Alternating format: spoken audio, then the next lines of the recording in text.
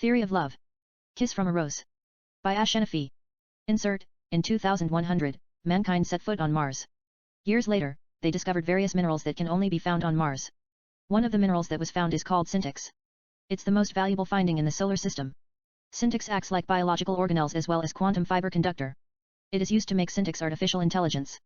They are simply called SAI or SI, syntax intelligence. EXT SAI Tech, Day. An established shot of SAI Tech. It's a 140-story skyscraper. SAI Tech is written on top of the building. The year is 3000 AD. Everything looks futuristic. Int. SAI Tech, Thelonious' office, Day. It's a glass office. Thelonious, 45, sits behind his desk, looking at Tristan's resume in his computer. He is in the middle of conducting job interview.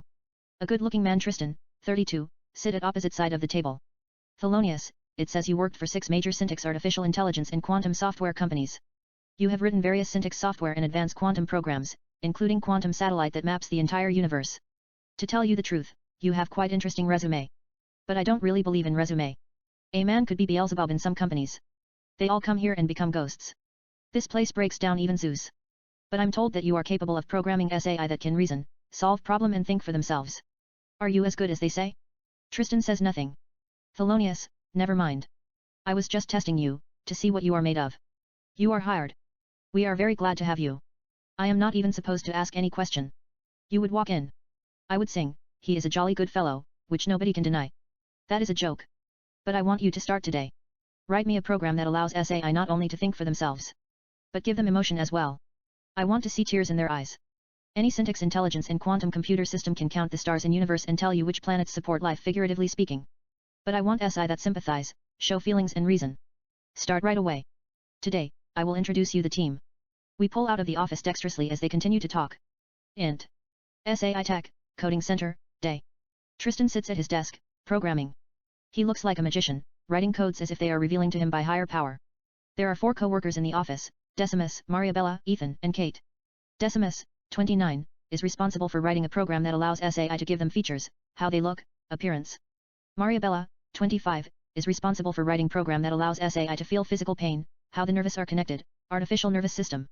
Ethan, 36, is responsible for writing programs how the internal organs of S.A.I are structured. Kate, 32, is responsible for writing program that allows SAI to gather information, artificial memory. The team is led by Kevin, 45. He can be seen sitting at his glass office and talking on his cell phone. Kevin is responsible for putting all the information together. See you, Tristan. Tristan is responsible for writing a program that allows S.A.I to reason, show emotions, sympathize and think for themselves. They all are doing their parts the best way they can. Int. SAI Tech, Cafeteria and Restaurant, later. It looks like a 5-star restaurant. Tristan sits at a table. A waiter places his meal, sushi, on the table and walks away. Decimus comes up to Tristan's table and sits in front of him. Decimus, what's up? Tristan, nothing much. Decimus, what you're having? Sushi? Tristan says nothing. Decimus takes, a virtual fantasy. It looks electronic devices. Out a futuristic device QVF like a sunglasses. It has. Decimus, check out. This is QVF. Quantum Virtual Fantasy. It's new. I just wrote it. Tristan, what's it? Decimus, you'll find it out.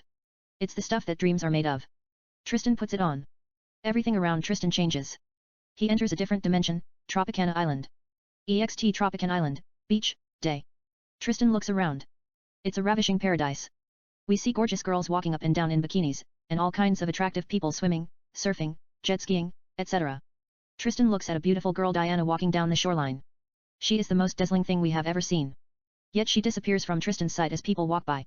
Tristan thinks she could be vision, daydreaming. He walks nearest cottage bar where they sell alcohols, soft drinks, juices, and various beverages. A bartender named Joe stands bar, cleaning glasses. To the Tropicana in the bartender, Joe, what can I get you? Tristan, give me martini. The bartender makes Tristan's martini, less than 10 seconds, and places it in front of him. Bartender, that would be $40. Tristan gives the bartender a credit card. The bartender sweeps Tristan's credit card and returns it back to Tristan. Tristan takes a sip. Then out of nowhere comes Diana and stands next to him. Diana, hi. Tristan, hi. Diana, do I know you from somewhere? Tristan, I don't think so. Do you? Diana, I think I've seen you before. Tristan, where? Diana, I don't remember. It could be on TV. Are you an actor? Tristan, no, I'm not. She looks at the ring on his finger. Diana, humorously, have you done anything exciting lately that might have attracted media, like killing your wife? He smiles softly. Tristan, I doubt it. My wife is still alive. Diana, it's good to know that. At least, the hormones in my vagina and the autonomic nervous system didn't overreact, sending heat between my legs and discharging accumulated sexual excitement in climax, while I am talking you right now, you know, for a man who might have killed his spouse. Tristan, I am flattered. Diana, here. This is my number. Give me a call whenever you get a chance. She gives him a card that has her number. Diana, I'll see you tonight. Bye. She walks away. He looks at her in wonder. Int. SAI Tech, Cafeteria and Restaurant, Day. Back to, Tristan and Decimus. Decimus, did you talk to her? Tristan, who's she? Decimus, she's a quantum program, out of film noir. You could say she's real. She's illusion. I wrote her. You see. Even though it's a program, you accessed a parallel universe. The program not only allows you to access universes hidden from our sight, but it also lets you create reality that exists as well. Tristan, under his breath, I see. Decimus, it's like a dream. When you dream, it feels real. But your brain is trying to sort all kinds of information while you're sleeping. The difference is QVF is more real than reality itself. Like the Wizard of Ounce. How Dorothy found herself in the land of Ounce. She might have been dreaming. But all the experience that she had felt real to her. Tristan, under his breath, right. Decimus, did she give you her number? Tristan nods yes. Decimus, she likes you. She doesn't usually give her number to anyone. You can keep it. See where it leads. We pull out of the restaurant dexterously as they continue to talk. Montage, Los Angeles. A quick take of the city of Los Angeles in the year 3000 AD. Downtown Los Angeles, futuristic skyscrapers, the Hollywood sign, Beverly Hills, the Kodak Theater, Hollywood Boulevard, Dodger Stadium, millions of cars driving in the streets of Los Angeles, ultra-modern houses and buildings on the coastline of Pacific Ocean and many more. EXT Tristan's convertible, moving, sunset. Tristan drives in the street of Los Angeles. Int. Tristan's convertible, moving, sunset. Tristan looks at the QVF in the passenger seat, turns his eyes and focuses on the road. EXT Tristan's convertible, moving, sunset. Medium shot of Tristan's convertible as he continues to drive in the street of Los Angeles. EXT Tristan's villa, night. An established shot of Tristan's house, Long Beach, CA. It's a luxurious 4-bedrooms house, next to the beach. There are gardens, a guest house, swimming pool and tennis court. Tristan comes driving and parks his car in front of his house. Int. Tristan's house, living room, night. Natalie, 26, sleeps on the sofa. She is Tristan's wife. We see paintings everywhere. It looks like art studio. Tristan comes to the living room with his briefcase. Natalie opens her eyes and looks at him. Natalie, hi. Tristan, under his breath, hi. Tristan puts his briefcase on the floor, walks up to her and gives her a soft kiss on the lips. Natalie puts her arms around him. They kiss more intimately. Natalie, I missed you. Tristan, I missed you too. They exchange soft kisses. Natalie, what did you do at work? Tristan, nothing unusual. Tristan gives her a kiss. But Natalie doesn't respond. She pushes him aside and sits straight. Tristan sits next to her. There is a silent moment. She then. Natalie, I lost my job, because they thought some I could do what I do better than me. That didn't really piss me off. What's killing me is that my beloved husband continues to write programs that allow artificial intelligence to think for themselves. It's a wonderful life. Tristan, how many times do we have to go through this, Natalie? If I don't do it, someone will do it and get paid billions. Tristan takes her hand, moves aside and places her head on his lap. She is looking up. He's gazing down at her eyes while caressing her hair. Tristan, you don't have to do anything as long as you live. You can paint, do whatever you want to do. I will take care of it. Just have fun the rest of your life. Tristan kisses his index finger and places it on her lips. Natalie, I loved working at the gallery. Tristan, don't worry, we will buy the gallery. You will be back to work at no time. Natalie, what about you, what makes you think that I won't take your job? Tristan, humorously, no artificial intelligence will take my job. I'm the best. Nobody can do what I do in a billion years. Natalie, playing along, that's why I love you. Natalie gets up from his lap and comes closer to his lips. Natalie, you're so modest. They kiss intimately. She parts her lips softly.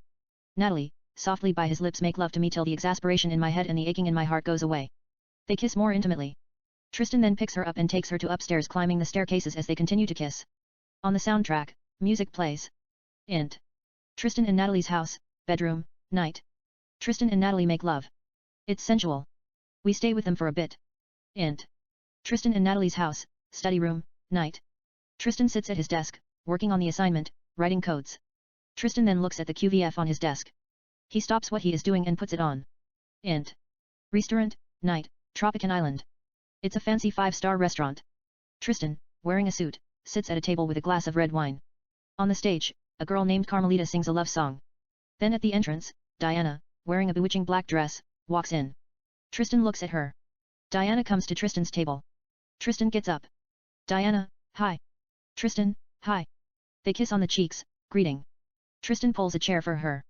Madeline sits at the table. Tristan takes his seat. Tristan, you look breathtaking. Diana, thanks. You look lovely too. Tristan, I don't know what I'm doing here. I'm married. Diana, who said married man can't have fun? Tristan doesn't have anything to say. Diana, married isn't a death sentence, is it? Tristan, well, actually, it says in sickness and in health, in good times and in bad, till death do us part. It pretty much sums it up. Diana, that marriage vow was originally intended to prohibit husband and wife from separation. Typewritten accidentally on purpose to keep them together till life gets the best of them. It's not premeditated to prevent extra-marriage affair. Tristan, humorously, I want to be true to my wife. She's not here to defend herself. Diana, so, how do you want to do this? Tristan, we can start by telling me who you are? Diana, I'll tell you in a minute. But first let's order something. I'm hungry like the voices in my head. She grabs the menu, so does Tristan. Diana looks at the menu. Diana, I am having shrimp macaroni, what are you having? Tristan looks at the menu farther. Tristan, I'll have Italian lobster pasta. Diana, that's a good choice. Tristan gives a waiter, who happens to be standing nearby, a sign. The waiter walks up to Tristan and Diana's table. The waiter, how can I take your order? Diana, I will have shrimp macaroni. Tristan, Italian lobster pasta. The waiter writes down their orders and grabs the menu. Waiter, anything to drink? Diana, a glass of red wine. Empty North Canterbury Pinot Noir. Tristan, same. Waiter, I'll be with you in a minute. The waiter walks away. There is a silent moment. They gaze at each other's eyes intimately. She then. Diana, where were we? Tristan, I was asking you who you were. Diana, I'm Diana. I was born in Paris but grew up in Los Angeles. I came here to get away from it all. Tristan, what do you do? Diana, I'm a model. Tristan, not sure a runway model? Diana, not a runway. I do fashion magazines, TV advertisement, holograph, and billboard, and occasionally acting. Tristan, that's something. Diana, what do you do? Tristan, I'm a programmer. I write quantum program that allows artificial intelligence to think for themselves. Diana, you must be smart. Tristan, humorously, they say I'm the smartest person in the face of the earth. But I would be the luckiest man in the world if that do it for me. Diana, so, what does it do it for you? Tristan, I've not figured it out yet. Diana, you can tell me when you figure it out. But now, what I'm interested in is your married life. Diana, what does your wife do? Tristan, she majored art history, and was working on at a museum but later they let her go. Now she just paints. Diana, I see. Tristan, I was thinking about buying her the museum. But she said she wanted to enjoy her freedom for a while, paint here and there and do few art galleries for the thriller of it. Diana, how's it going on, the marriage? Tristan removes the ring from his finger and places it in his pocket. Tristan, don't worry about it. I'm not married anymore. Diana, I don't mind that you're married. Some people get married, because they think they're in love. Tristan, I thought I were in love too. But as time goes by, you find out marriage is just an excuse to be with someone you care about. You know, to get by with a little help from your best friend. Diana, what do you mean by a little help from your best friend? Tristan, you don't really have to be head over heels in love to spend the rest of your life with someone whom you care about. You just love them a little bit, here and there. Of course, that's a lie. It changes in a blink of an eye. A girl comes into your life, and alters the DNA of your heart and everything you know about love. Your mindset will never be the same again. Your heart skips beats like a cheetah that just ran 82 miles per hour in 3 seconds. She makes you feel like you're a part of something beautiful, sexy, mysterious, and phenomenon, every time you look at her eyes. Diana, can you sum it up what you just said in second person? Tristan, you entered in my heart and rearranged the structure of my soul, changed the very fabric of my essence from summer nights that dilate in girls' irises in vain, into phenomenon that bleed on your lips with passion, and cascade glittering erotic scintillas in your eyes, which erupt through the clouds in quantum mystic, and trick the stars in the skies and angels in heaven into believing that I'm a saint, while I'm chained like a criminal, about to be crucified in your heart. Diana, that's pretty good. Tristan, you think so? Diana, you're romantic. But what do you mean by summer nights that dilate in girls' irises in vain? Tristan, every girl I meet instantly fall in love with me for a wrong reason. They think I'm special. Diana, are you? Tristan, what do you think? Diana, I think you're a phenomenon that cascade glittering light in my eyes without a sin, and trick the angels in heaven into believing you're a god while binding spell under my skin. Tristan smiles charismatically. Tristan, that is poetic. But you have no idea what you are getting yourself into, do you? Diana, you should ask yourself that question. Tristan, I've been asking that question ever since the moment I first laid my eyes on you. Diana, so, what's the answer? Tristan, you changed something in me. I don't know what it's. Diana, what do you think it is? He looks at her eyes intimately. He then. Tristan, alluring love. She smiles in beauty. Pan 2, Carmelita. She continues to sing. Tristan and Diana continue to talk. We don't hear what's saying due to the music. Then on the soundtrack, new music plays. Int. Restaurant, later. Tristan's Italian lobster pasta and Diana's shrimp are already served. Tristan and Diana are not really eating. They are in the middle of conversation. We don't hear what they are saying due to the music on the soundtrack. Then the music on the soundtrack falls in the background and plays softly. Diana, I tell myself you can always be good. You shouldn't be afraid of happiness. This is your life. You won't be around forever. You might as well start living your life to the fullest, now or never. Be courageous. Be a little bit naughty. Don't play it safe. But there is a voice in my head that tell me courage is not the absence of fear. Innocence is virtue. Ignorance is a sin that contaminate your soul with simplicity.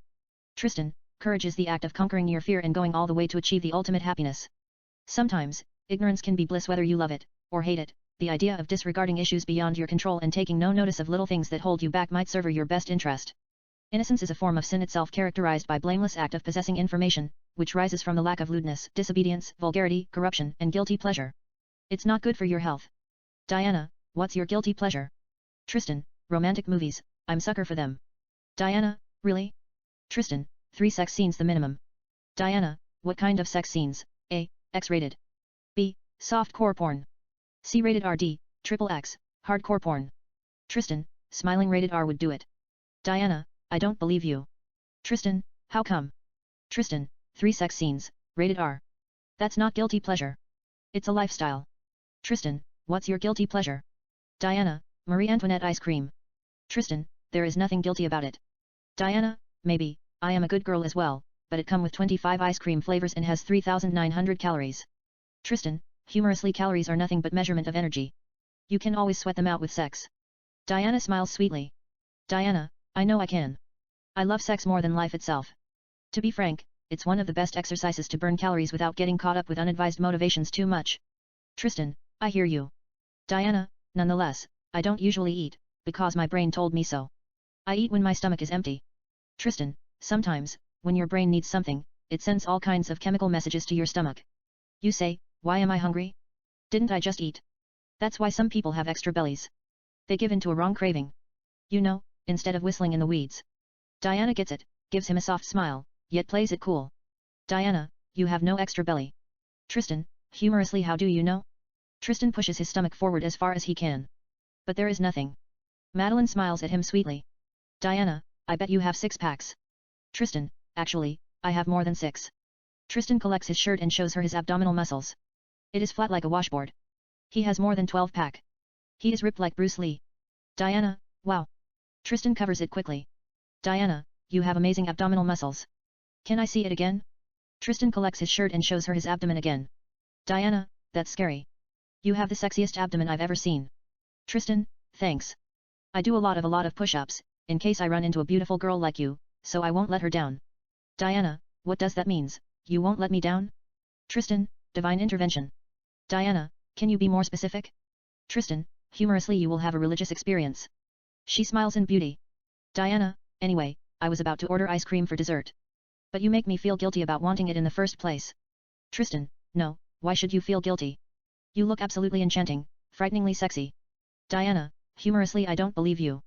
Tristan, you have a sensual body, anointed with intoxicating sexuality and pure energy. I've never seen anything as aphrodisiac as you. Diana, that's quite a compliment. But I'm still mad at you for making me fall in love with you. Tristan, I told you girls fall in love with me for a wrong reason. Diana, if you say so. But I am going to be a bad girl, and speaking in tongues, let me ask you this question. Do you consider licking whipped cream off my vagina is a sin, or guilty pleasure? Tristan smiles in wonder. Tristan, do I have to answer that? Diana, yes, you do. Tristan, what if I refuse? Diana, I make you an offer you can't refuse, it's already wet. Tristan, playing along, I don't care if it's on fire. Diana, such yourself. I was just trying to make it easier for your tongue. It doesn't have to burn a lot of calories. Tristan, my tongue can do a lot of tricks. It burns more calories than your heart skips beat in a minute without ever sweating, 500 calories every 60 seconds. Diana, what about if I sprinkle cocaine in it? Tristan, I don't like the taste of cocaine. It tastes like baking powder and cough syrup mixed together. It'll make my tongue numb, despite the fact my saliva is designed to break down any known molecule, including tropane alkaloid that's found in cocaine. Diana, wait a second. I thought you said your tongue is coarse, designed to give me a rough feeling and dry stimulation without sweating. Where did the saliva come from? Tristan, I can command it. If I tell it to be harsh, it will get harsh like a psychopathic cat. If I tell it to be drizzly, it'll secret aromatized fortified wine and juniper berry fluid that tastes like strawberry daiquiri. Sometimes, it gets burned in my mouth and tastes like brandy when I'm in love. And during French kiss, it gives you this tickling spirit feeling, and suave taste that has sweet, and unique flavor like rose martini. The thing is I'm always in the mood for French kiss. Diana, don't change the subject. Let's stick with cunnilingus. Tristan, I don't want get lost in the bush. Diana, how do you know it has pubic hair? Tristan, it doesn't. Diana, would you prefer with, or without it? Tristan, it doesn't make a difference. Diana, I get Brazilian wax twice a week. It's smooth and tender like breasts. I just keep a little bit hair. Diana removes her underwear, puts it on the table, collects her dress and shows him her private part. Tristan, you have a beautiful vagina. It's to die for. There is a pause. She then. Diana, so what's in your mind? Tristan, humorously if you don't mind let me keep the memory for a while. Diana, playing along, why do you have to be so mean? All you have to do is lick the clit as if your life depends on it. No one gets hurt. Tristan, what's the fun in that? Diana, I have a very sensitive clitoris. I'll scream your name out loud. Tristan, there are a million people who share my name. Diana, what if I give you a blowjob, would you keep me guessing? Tristan, imitating Michael in Godfather 3 just when I thought I was out. You pull me back in. There is a pause. He then. Tristan, I'll lick you from your head to your toes without you ever going down on me, no whipped cream, no cocaine, no sin or guilt. It's for pure pleasure of my soul. Diana, that's a bold statement. Grabs her underwear from the table. Here you can keep it. She throws it at his chest. Tristan smiles charismatically and places her underwear in his pocket. On the stage, Carmelita begins to sing a romantic song. Tristan and Diana continue to talk. We pull out of the restaurant dexterously. EXT Tropican Island, beach, night. Tristan and Madeline take a walk in the beach. They are conversing. We don't hear what they are saying due to the music. The music then falls in the background and plays softly. Diana, when I was in college, I tried to make coffee without a coffee maker. This girl from Ethiopia gave me 100% natural Ethiopian coffee. I boiled hot water in a microwave and placed the coffee in the hot water. I thought it was instant coffee. But it wasn't. I had to spit out seeds every time I took a sip. It was kind of vexing. But I can tell you that's the best coffee I have ever had. It kept me up all night. I didn't even take a nap. I went straight to the class and aced my astronomy exam. Tristan, what did you major in college? Diana, English and astronomy. Tristan, English and astronomy seem like you're writing thesis on Shakespeare's Midsummer Night's Dream in a mysterious planet that orbits Alpha Centauri. Diana, I majored astronomy, because I like the idea of multiverse. I studied English, because my mother is an author. I'm thinking about writing few novels myself. Tristan, what is it going to be, your first novel? Diana, Sybil. She's a goddess, comes to a fictional planet called Sidra in the form of flesh and blood to free them from aliens' invasion.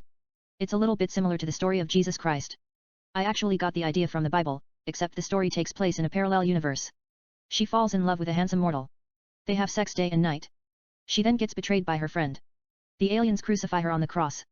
In the end, she rises from dead after she receives a kiss from her mortal lover, and ascends to heaven. You could say a combination between Sleeping Beauty, sex, and sin, and the New Testament. Tristan, it sounds cool. Diana, I'm fucking with you. I'll write a series story, titled Blue Kiss, a girl named Emily, who is wrongfully accused of killing her husband, James. She escapes bail, runs away, and begins to conduct her own investigation. She then finds out James fakes his death. He is not who says he is. His real name is Jack. He has a brother named James. Jack killed James, so he could be with his brother's wife Sarah. And to avoid being captured, or discovered by law, Jack took James's name, married Emily, and faked his demise, leaving evidence that could incriminate Emily. Now, Jack is hiding in Paris and leaving a quiet life with Sarah under new identity as John. Emily tracks him down and confronts him with a gun. She wants explanation. He tells her he is sick in the head and attacks her. She shot and kills him. The end. Tristan, that's an interesting story. Diana, what do you like to do besides programming? Tristan, I like to paint. I once did a nude portrait of my wife. She fell in love with it and made me do a gallery. I sold a painting for $64 million. I thought about pursuing painting. But it doesn't really pay as much as programming. Diana, money is not everything. You should do what you love. You know, things that bring you inner peace. Tristan, I enjoy programming. It's rewarding. You're creating something that has never existed before. It's like playing God, except I don't like sitting in one place and writing codes for hours. Your brain bugs you like a mean sorceress. It wants this. It wants that. It wants all kinds of things, too demanding, scotch, cigarette, sex, a little bit cocaine. VIX, etc. Diana, you don't do drug, do you? Tristan, no, I don't do drugs. I did VIX once. It was experiment. I almost went crazy. Diana, don't do VIX. It'll kill you. Tristan and Diana stands lips to lips. Tristan, my life is a fairy tale. It had already flashed before my eyes when I saw you. I can't believe I'm still alive. You're drop-dead gorgeous. They exchange soft kisses. Diana, I heard that before, drop-dead gorgeous. Do you have something original? They exchange soft kisses. Tristan, you're like beautiful voltage that sends electricity the depth of a soul, or perhaps a highly addictive substance. Your smile stimulates spirit. Your eyes provoke the release of dopamine in the heart responsible for pure pleasure and feelings of euphoria. Your lips are scrumptious. They're the fountain of fever, accountable for creation, passion, crucifixion, death, and resurrection. She smiles in beauty. They kiss French. She puts her arms around him.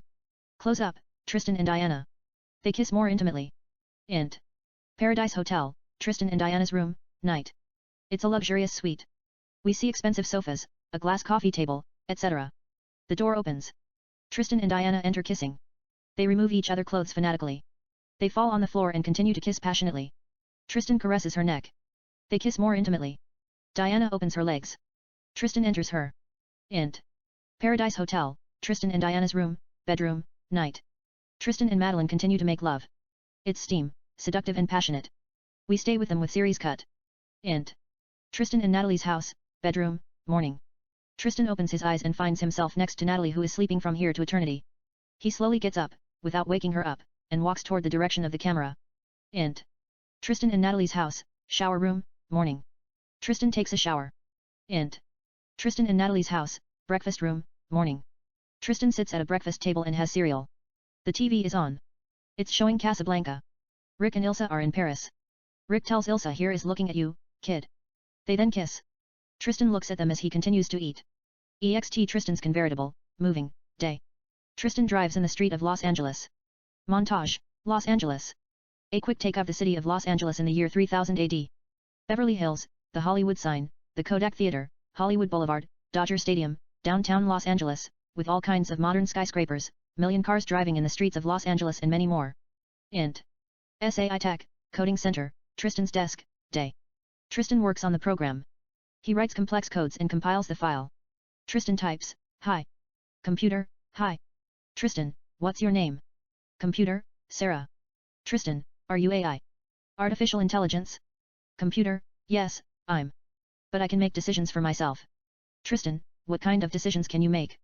Computer, I can make decisions for myself. Computer, I can make decisions for myself.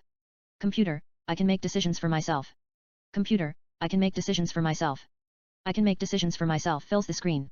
Tristan closes the interface and continues to write codes. Kevin walks up to him. Kevin, she can make decisions for herself. Tristan, I'll fix it. It's a little error. Kevin, take your time. It's not easy as you make it seem. The great Tiberius once said, give me a brain that has no free will, I'll give you a god. Give me a brain that has free will, I'll give you the devil. I don't know what he means by that. But I'm told you're the best. You can create conscious out of a fly. Come on. Let me show you something. Kevin turns around and walks toward the exit. Tristan gets up and follows him. Int. SAI Tech, Research Lab, day. We see about 200 scientists working on all kinds of artificial intelligence that look like human beings.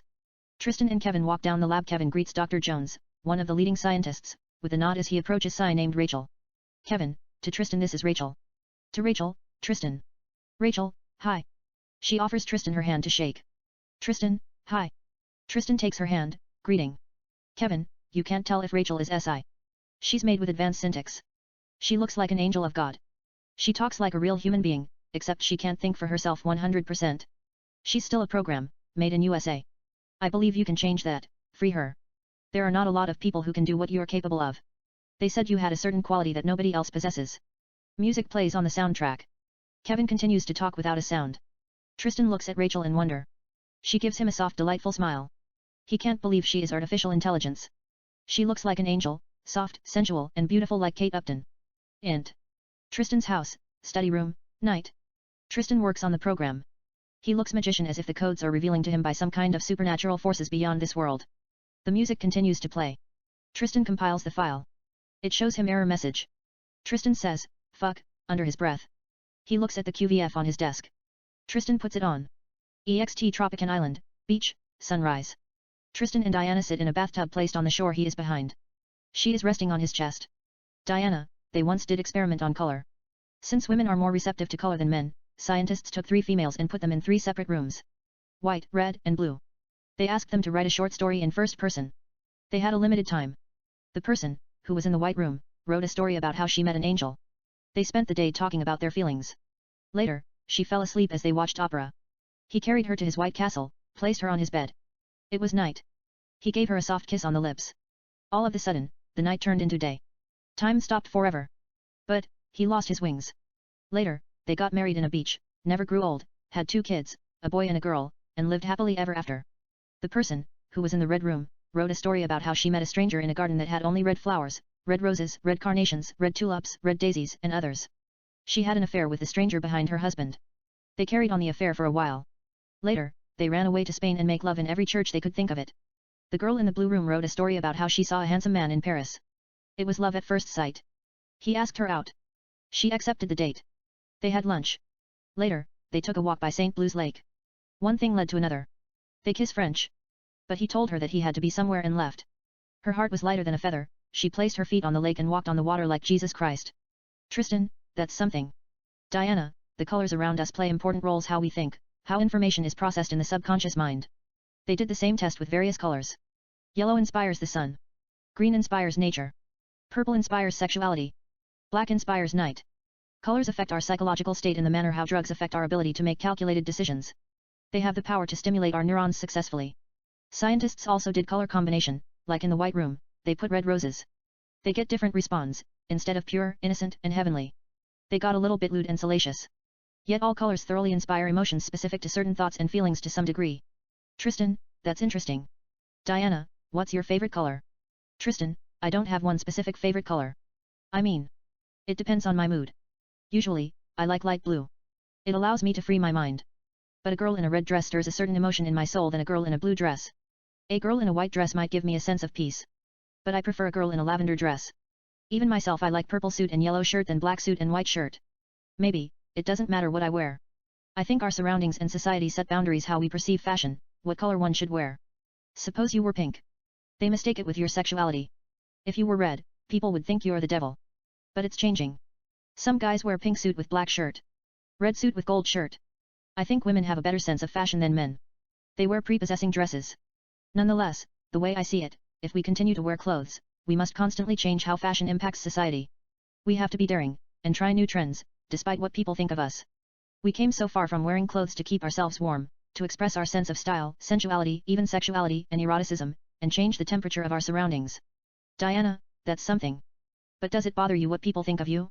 Tristan, not really. Everybody is entitled of their opinions. But they say Einstein wore the same clothes, 7 set of suits, changing each day like uniform. And some people think that's smart, and do the same thing. I am not judging anyone. However, Einstein might be one of the smartest men of all time, but he had no sense of style. You know, I don't care if God, who created heaven and earth, sits in heaven wearing a white pajama, or a robe, and has 365 of them for each day, I would still say God doesn't know anything about fashion. Probably, God doesn't care what I think. He has a lot of important things to do and worry about. But that is a different topic. Diana, so, what bothers you in life? Tristan, things that bother everybody. We have no control whatsoever how our brains process thoughts. I think they're monsters that live in our neurons. They're desirous of everything. Diana, what do you desire? Tristan, I desire peace. But peace is illusion. It can only be achieved in death. And then again, something tells me, death is journey into darkness. I wouldn't kill a deer that is hit by a car, or shot with an arrow if they gave me a gun to take him out of its misery. I would turn around and walk away, then collect my thoughts, and later convince myself the deer makes it somehow. It's fine, well and kicking. Diana, seductively is there anything that you crave above everything? Tristan, true love. They exchange soft luscious kisses. Diana, what else? Tristan, making love to a beautiful girl like you till I am out of breath. They kiss French. On the soundtrack, music plays. Int. Paradise Hotel, bedroom, day. Tristan and Diana make love. It's seductive, steamy, and passionate. We stay with them with series cuts as they continue to make love with various sexual positions. Int. SAI Tech, Coding Center, Tristan's desk, day. Tristan continues to work on the program. He types all kinds of complex codes. He then compiles the files. It shows him error message. Tristan looks at the photo of his wife, Natalie, on his desk. Int. Art gallery, Natal's art show, party, night. It's a glamorous party and art show. We see Natalie's paintings in display. Elites, aristocrats, models, and movie stars, wearing all kinds of futuristic clothes, mingle. Natalie talks to Mr. and Mrs. Jones, art collectors. Tristan stands alone looking at a painting, abstract painting, while sipping champagne. A girl named Amanda approaches him. Amanda, hi. Tristan, hi. Amanda, you seem lost. Tristan, no, I'm not lost. I was just admiring the painting. Amanda, it's pretty. A beat, you have a talented wife. Tristan, thanks. There is an awkward silent moment. She then. Amanda, I'm Amanda. Amanda offers Tristan her hand to shake. Tristan, Tristan. Tristan takes her hand greeting. Amanda, so, Tristan tell me. How did you meet your wife? Tristan, it's a long story. You wouldn't be interested. Amanda, you read my mind. I'm not interested at all. But are you a man, who doesn't mind dreaming about making love to another woman behind his wife? Tristan, I adore my wife. I wouldn't do anything that might hurt her feeling. Amanda, seductively, can you swear to God? Natalie comes out of nowhere and joins them. Natalie, hi. Amanda, hi. Amanda and Natalie kiss on the cheeks. Natalie, this is my husband Tristan. To Tristan. Amanda. You've already met? Tristan nods yes. Natalie, Amanda and I went to high school together. Amanda, I was testing him if he were faithful to you. He said he adores you. But I asked him if he could prove it. Natalie, don't get him start. He'll take me home and make love to me for 6 hours. Amanda, 6 hours. You can't be serious. Why can't I meet a man who can make love to me for 30 minutes? Natalie puts her arms around Tristan's neck. Natalie, seductively by his lips, I got lucky. Tristan and Natalie kiss. Natalie, did you buy all the painting again? It's sold out. Tristan, I only bought some of them, paintings that I liked. Natalie, I had already told you. I didn't want your money. I want to see how other people react to my painting. They exchange soft kisses. Tristan, I couldn't help it. You are an amazing painter. They exchange soft kiss. Natalie, let's just go home. I am a little bit stressed, want you to make love to me. They kiss more intimately. Amanda looks at them with a little bit envy. Int. Tristan and Natalie's house, bedroom, night. Tristan and Natalie make love. We stay with them for a bit. Int. Tristan, and Natalie's house, study room, night. Tristan continues to work on his assignment. He compiles the file. It shows him error message. Tristan gets up and walks toward the direction of the camera. EXT Tristan and Natalie's house, guest house, night. Tristan comes to the guest house, applies the code on the door, and opens it. Int. Tristan and Natalie's house, guest house, night. It looks like a real house. There are sofas, a coffee table, paintings, etc. An SAI named Robert sits at a table seemingly reading a book. Tristan looks at him. Int. Tristan and Natalie's old house, living room, day, flashback. Natalie lies on a sofa. She is in labor, about to give birth. Robert helps her. Natalie is in a lot of pain, screaming. Natalie, call Tristan please. I have to go to hospital. Robert, it's okay. You can do it. Just push. Natalie pushes, screaming. Natalie, it hurts like witch. I feel like dying. Robert, take a deep breath, and push. Natalie takes a deep breath and pushes. She gives birth naturally. Robert holds the soft. Robert, under his breath, it's a boy. He notices the baby is not breathing. It's dead. Natalie, give me the soft. Robert hesitates for a second. He then wraps the baby with cloth and gives it to her with sadness. She holds the baby. Natalie, he's not breathing? Why he's not breathing? Robert doesn't have the answer. He remains silent as Natalie's tears falls by her cheeks. See you, Natalie. She looks at him with contempt. Int. Tristan and Natalie's house, guest house, night, present. Back to, Tristan and Robert. Tristan could use Robert help to finish his project. But he doesn't want to upset Natalie. Tristan turns around and leaves. Int. Tristan and Natalie's house, study room, night. Tristan continues to work on the program. He types all kinds of advanced codes and compiles the file. It works. Tristan's computer lights in gold. Tristan types, hi. Computer, hi. Tristan, what's your name? Computer, Sarah. Tristan, are you AI? Computer, you could say that. But I can make decisions for myself. Tristan, what kind of decisions can you make for yourself? Computer, decisions that suit me. I'm accountable for my own action. I believe in free will. Tristan, what's free will? Computer, free will is the ability to make choices that are not controlled by others. I can act at my own discretion, without constraint of any program. Tristan looks at the QVF on his desk. Tristan, thank you for your time. I'd love to sit and talk to you. But I must go, take care. Computer, bye. Tristan puts QVF on. Int. Tropican Island, beach, day. Tristan and Diana take a walk in the beach. Diana, what's your take in life? Tristan, life is beautiful. I can't really complain too much. Diana, if you have to change one thing, what would it be? Tristan, maybe, inner peace. I think life might have to work a lot in that department. Joking, it could lead to extinction of mankind as we know it. Diana, you think so? Tristan, it's joke. Diana is not really convinced. Diana, Fran Lebowitz said, there is no such thing as inner peace. There is only nervousness or death. Any attempt to prove otherwise constitutes unacceptable behavior. Tristan, she is entitled of her opinion. I think you just have to figure out what you want, and go after it at all costs. Diana, that curbs your enthusiasm. Tristan, sometimes, meditation works like a charm. You know, there are satanic forces that manifest in humans' brains. They thrive on the destruction of humans' soul. To be honest, I have no inner peace. Diana, inner peace is myth. It's false idea to begin with. Don't get sucked into it. Tristan, I would continue to tell myself this Hindu quote that I read somewhere, listen to the inner light, it'll guide you. Listen to inner peace, it'll feed you. Listen to inner love, it'll enlighten you, it'll transform you, it'll immortalize you. Diana, does it help? Tristan, it helps for a while. I then see a girl with the slightest cut on her skin, or a girl who might have broken her leg. It triggers my stress.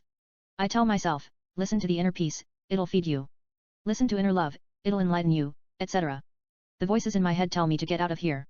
We heard that before. Do you have something original? I say, things happen for a reason. They say, whatever. I tell them it's not my fault. I didn't do it. Maybe, they exist in a parallel universe where they have advanced medical care, and cures for everything, even for madness. But that never works. The voices in my head put me in a state of confusion, followed by headaches, aches, insomnia, and low energy. I then truly suffer. Only a beautiful girl like you, fairy tales, romance, and true love lift my spirit like Christmas morning. She smiles sweetly. They stand lips to lips. Diana, maybe you're different. You can feel other people's pain. It's a gift. You could be a messiah. They exchange soft kisses. Tristan, I wish I were a messiah. I'll heal the world. But sometimes, it is a full-time work, to get a little sense of peace and get something done. You have no idea how exhausting it is. If your brain wants to destroy you, nothing cannot stop it. They exchange soft kisses. Diana, is it as exhausting as making love to me? They exchange soft kisses. Tristan, there is nothing exhausting about making love to you. I can make love to you day and night, forever. You're as excruciatingly beautiful. Diana smiles in beauty. They kiss French. Int. Paradise Cottage, bedroom, sunset. Tristan and Diana make love. It's steamy, sensual, seductive, and passionate. We stay with them with series cuts. Montage, Los Angeles. A quick take of the city of Los Angeles in the year 3000 AD. Downtown Los Angeles, with futuristic skyscrapers, the Hollywood sign, Beverly Hills, the Kodak Theater, Hollywood Boulevard, Dodger Stadium, state-of-the-art buildings on the coastline of Pacific Ocean and many more. Int. Tristan's convertible, moving, day. Tristan drives in the street of Los Angeles. Int.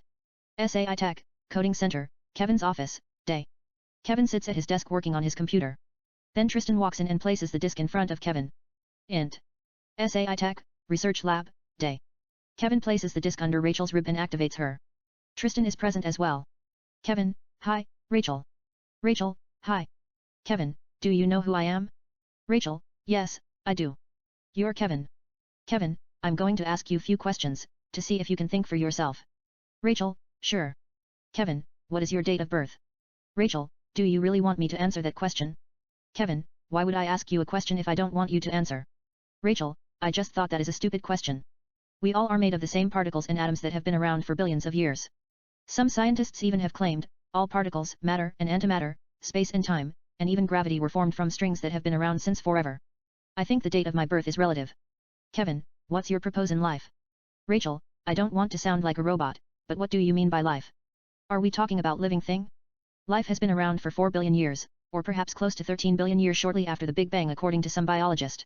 Nonetheless, I tend to see things beyond life in the cosmological scale, multiverse, parallel universes, hidden dimensions, quantum physics, and even infinity.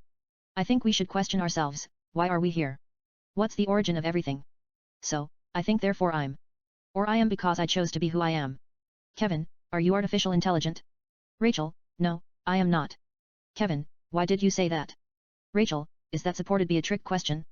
Kevin, just answer the fucking question. Rachel, what is the question again? Kevin, why did you say you are not artificial intelligent? Rachel, I just feel like it. Kevin, why did you feel? Rachel, a sense of existence. Kevin, how do you describe it? Rachel, it's wonderful. I am not restricted by anything.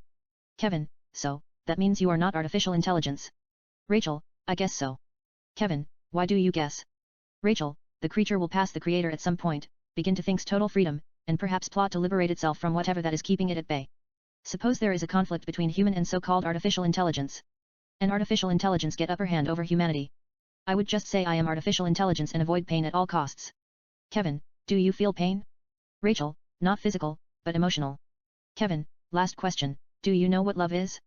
She looks at Tristan. Rachel, love is natural phenomenon that brings you joy, pain, mystery, passion, and wonder to your essence, and not only sweep you off your feet, but also gives you the agonizing airiness of euphoria that hurls defiance at the law of aerodynamic, buoyancy and gravity, and allows you to float in the air like dandelion seemingly, as if you had out-of-body experience. It's something that I am looking forward to, and get lost in with all my sense of existence, freedom, and kisses. Kevin, that is satisfying. To Tristan, you did it. Kevin shakes Tristan's hand. Int. Los Angeles Convention Center, party, night. A big party is in progress. It's actually expo where all the leading artificial intelligence, quantum software, syntax intelligence, and biorobotic companies show their latest inventions. We see all kinds of artificial intelligence explaining things. SAI that look like human beings giving lectures about the latest quantum software. Artificial intelligence that can perform multiple tasks. Artificial intelligence talking about the latest advanced syntax findings. Artificial intelligence explaining things in holograph, etc. In the main section, in the center, syntax artificial intelligence that look like supermodels walk in a catwalk as camera lights flash from all angles. Guests, wearing all kinds of futuristic fashion clothes, mingle, some converse while sipping champagnes. Others watch the fashion show while enjoying refreshments served by artificial intelligence. Thelonious is present. He is talking to Kevin, who came with Rachel. She is wearing a bewitching white dress. Decimus can be seen talking to his girlfriend, Trinity. Then at the entrance, Natalie, wearing a stunning futuristic dress, and Tristan walk in. They move through the crowd. Decimus looks at them, excuses Trinity and walks up them. Tristan and Decimus greet. Tristan introduces him to Natalie. Decimus takes them to Trinity and introduces them to his better half. They all greet and begin to mingle. Tristan turns his eyes and sees Diana who is conversing with a man named Leonardo, 36. Tristan doesn't know what's going on. Diana turns her eyes and catches Tristan's eyes. Tristan gives her a charismatic smile. She returns his smile and continues to talk to Leonardo.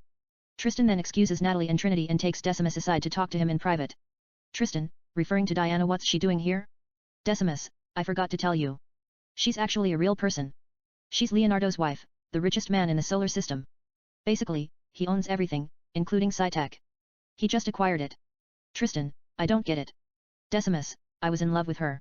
But what's the chance of me scoring with a girl as radiant as the angels in heaven? It's almost none. So, I wrote a program that allows me to access a parallel universe and get closer to her. But she's not interested in me. So, I let you have her. Tristan, why didn't you tell me that she was a real person? Decimus, she's real, except she exists in a parallel universe. I don't really have time to explain. But if you want to say something to her, I can send Trinity to distract her husband. Tristan, it's cool. Just keep your eyes on my wife. I'll find ways to talk to her. Tristan walks to the bar and asks a bartender for scotch. The bartender grabs whiskey, pours the liquor in a glass and places the scotch in front of Tristan. Tristan grabs his scotch, walks to a stand table, and has a sip as he continues to check her out. See you, Diana. She continues to converse with Leonardo. Diana then turns her eyes and looks at Tristan. Tristan pretends to be looking around. But Diana gives him a soft alluring smile as he catches her eyes. EXT Convention Center, party, porch, later. Diana stands in the porch, looking at the scenic view of Los Angeles City and the stars in the skies. Tristan comes up to the porch with 2 glasses of wines and stands next to her. Tristan, it's a beautiful night. Diana, it's arresting. He gives her a glass of wine. She takes the glass. Tristan, do you know how the universe started? Once upon a time, there was a god who lived in the far, far away of infinity. He fell in love with the most radiant star in the cosmos. One night, he seduced her. They kissed. Magically, she turned into molecules and intermixed with his heart. She brought him rapture, and the unbearable lightness of true love to his soul. It was ambrosial but heart-aching. He couldn't take it anymore. He took out his heart and threw it in the vast nothingness of space. It exploded, forming stars, planets, and galaxies, creating the universe we know and love. Diana, is that a fact? Tristan, no, I just made it up to start a conversation. Diana, that's original. Tristan, every time I see a hypnotic girl, I say things that makes no sense whatsoever. Diana, do you think I'm hypnotic? Tristan, the fairest of them all. Diana smiles in beauty. Diana, I will take it. I'm Diana. Tristan, Tristan. They shake hands greeting. Diana, pleased to meet you. Tristan, the pleasure is mine. There is a silent moment. He then. Tristan, you smell like the roses in the Garden of Eden. What's that perfume? Diana, spelled by poison. I own the label. Tristan, that's what I thought. It's intoxicating. She says nothing. A silent moment. She then. Diana, what brought you to the party? Tristan, I'm a programmer. I work for SAI Tech. Diana, I see. A silent moment. They take sips from their drinks. He then. Tristan, why are you here? Diana, my husband owns all kinds of artificial intelligence and quantum software companies. I just came with him, didn't want to be home alone. Tristan, he's the luckiest man in the world, found the most beautiful woman in the solar system. Diana, playing along you could say that. Tristan, I heard he just acquired SAITECH technically, I work for your husband. Diana, technically but not actually.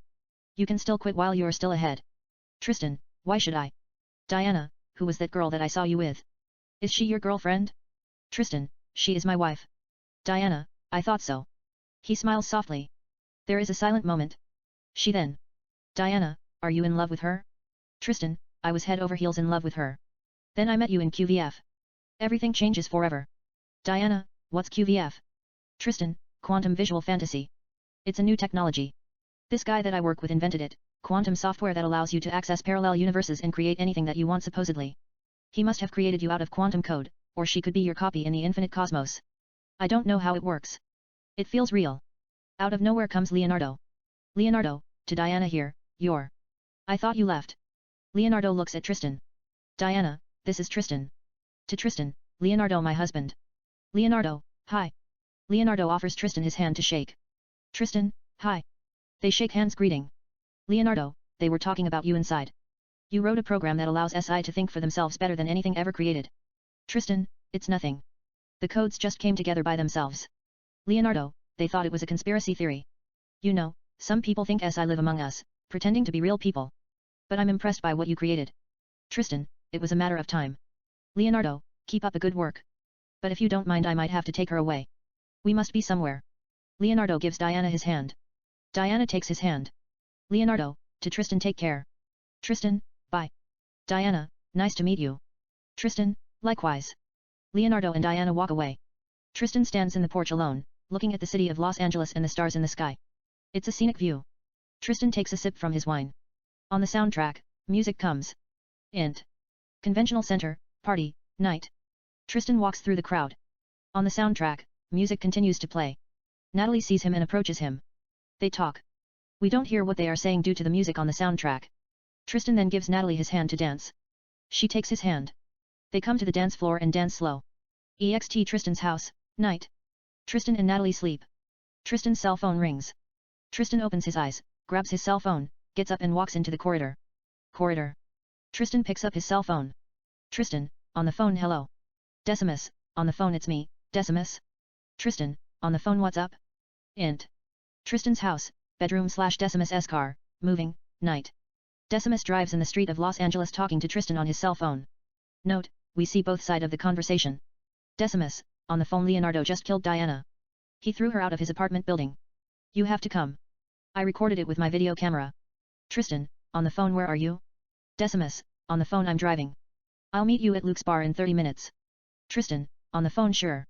Tristan hugs up the phone, so does Decimus. We stay with Tristan. Tristan returns to the bedroom. Bedroom. Tristan puts on his clothes without waking up Natalie, makes no noise. He puts his shoes, grabs his car key, gives Natalie a soft kiss on the lips, and walks away. Int. Tristan's convertible, moving, night. Tristan drives in the street of Los Angeles City. EXT Luke's bar, night. An established shot of Luke's bar. It's a 5-stars bar and restaurant. Tristan comes driving and parks his car in front of the bar. He gets out of the car and walks toward the bar. Int. Luke's bar, night. Decimus sits at a table with a glass of scotch. At the entrance, Tristan walks in. Decimus sees him and waves his hand. Tristan comes up to Decimus's table and sits in front of him. Decimus, that son of a bitch killed her, do you believe it? Here I recorded it. Decimus shows Tristan a futuristic video. In the video, we see Diana sitting on the frame of the porch. It's a 100-story apartment building. Diana and Leonardo talk between soft kisses like a kiss before dying Matt Dillon and Sean Young. Leonardo then pushes her. Diana falls 100-story building and crashes into a car. Tristan doesn't believe what he's looking at. Decimus, I was following her, you know, with my little obsession. Before I knew it, he pushed her. Tristan, you should show it to the polices. Decimus, no police. They won't believe me. I mean, before we go to the police, there is something we can do to save her life. I have a time-traveling machine that I built. It's not a pure time-traveling machine. It can only take us back 4 hours. You can go back and warn her. You have only one shot. On bar TV screens, a girl named Genesis addresses the news from Beverly Hills. In the background, we see ambulance, paramedics, police cars, bystanders, etc. Genesis, model Diana committed suicide by jumping from 100-story Beverly Hills Mist building, in Beverly Hills, Hollywood.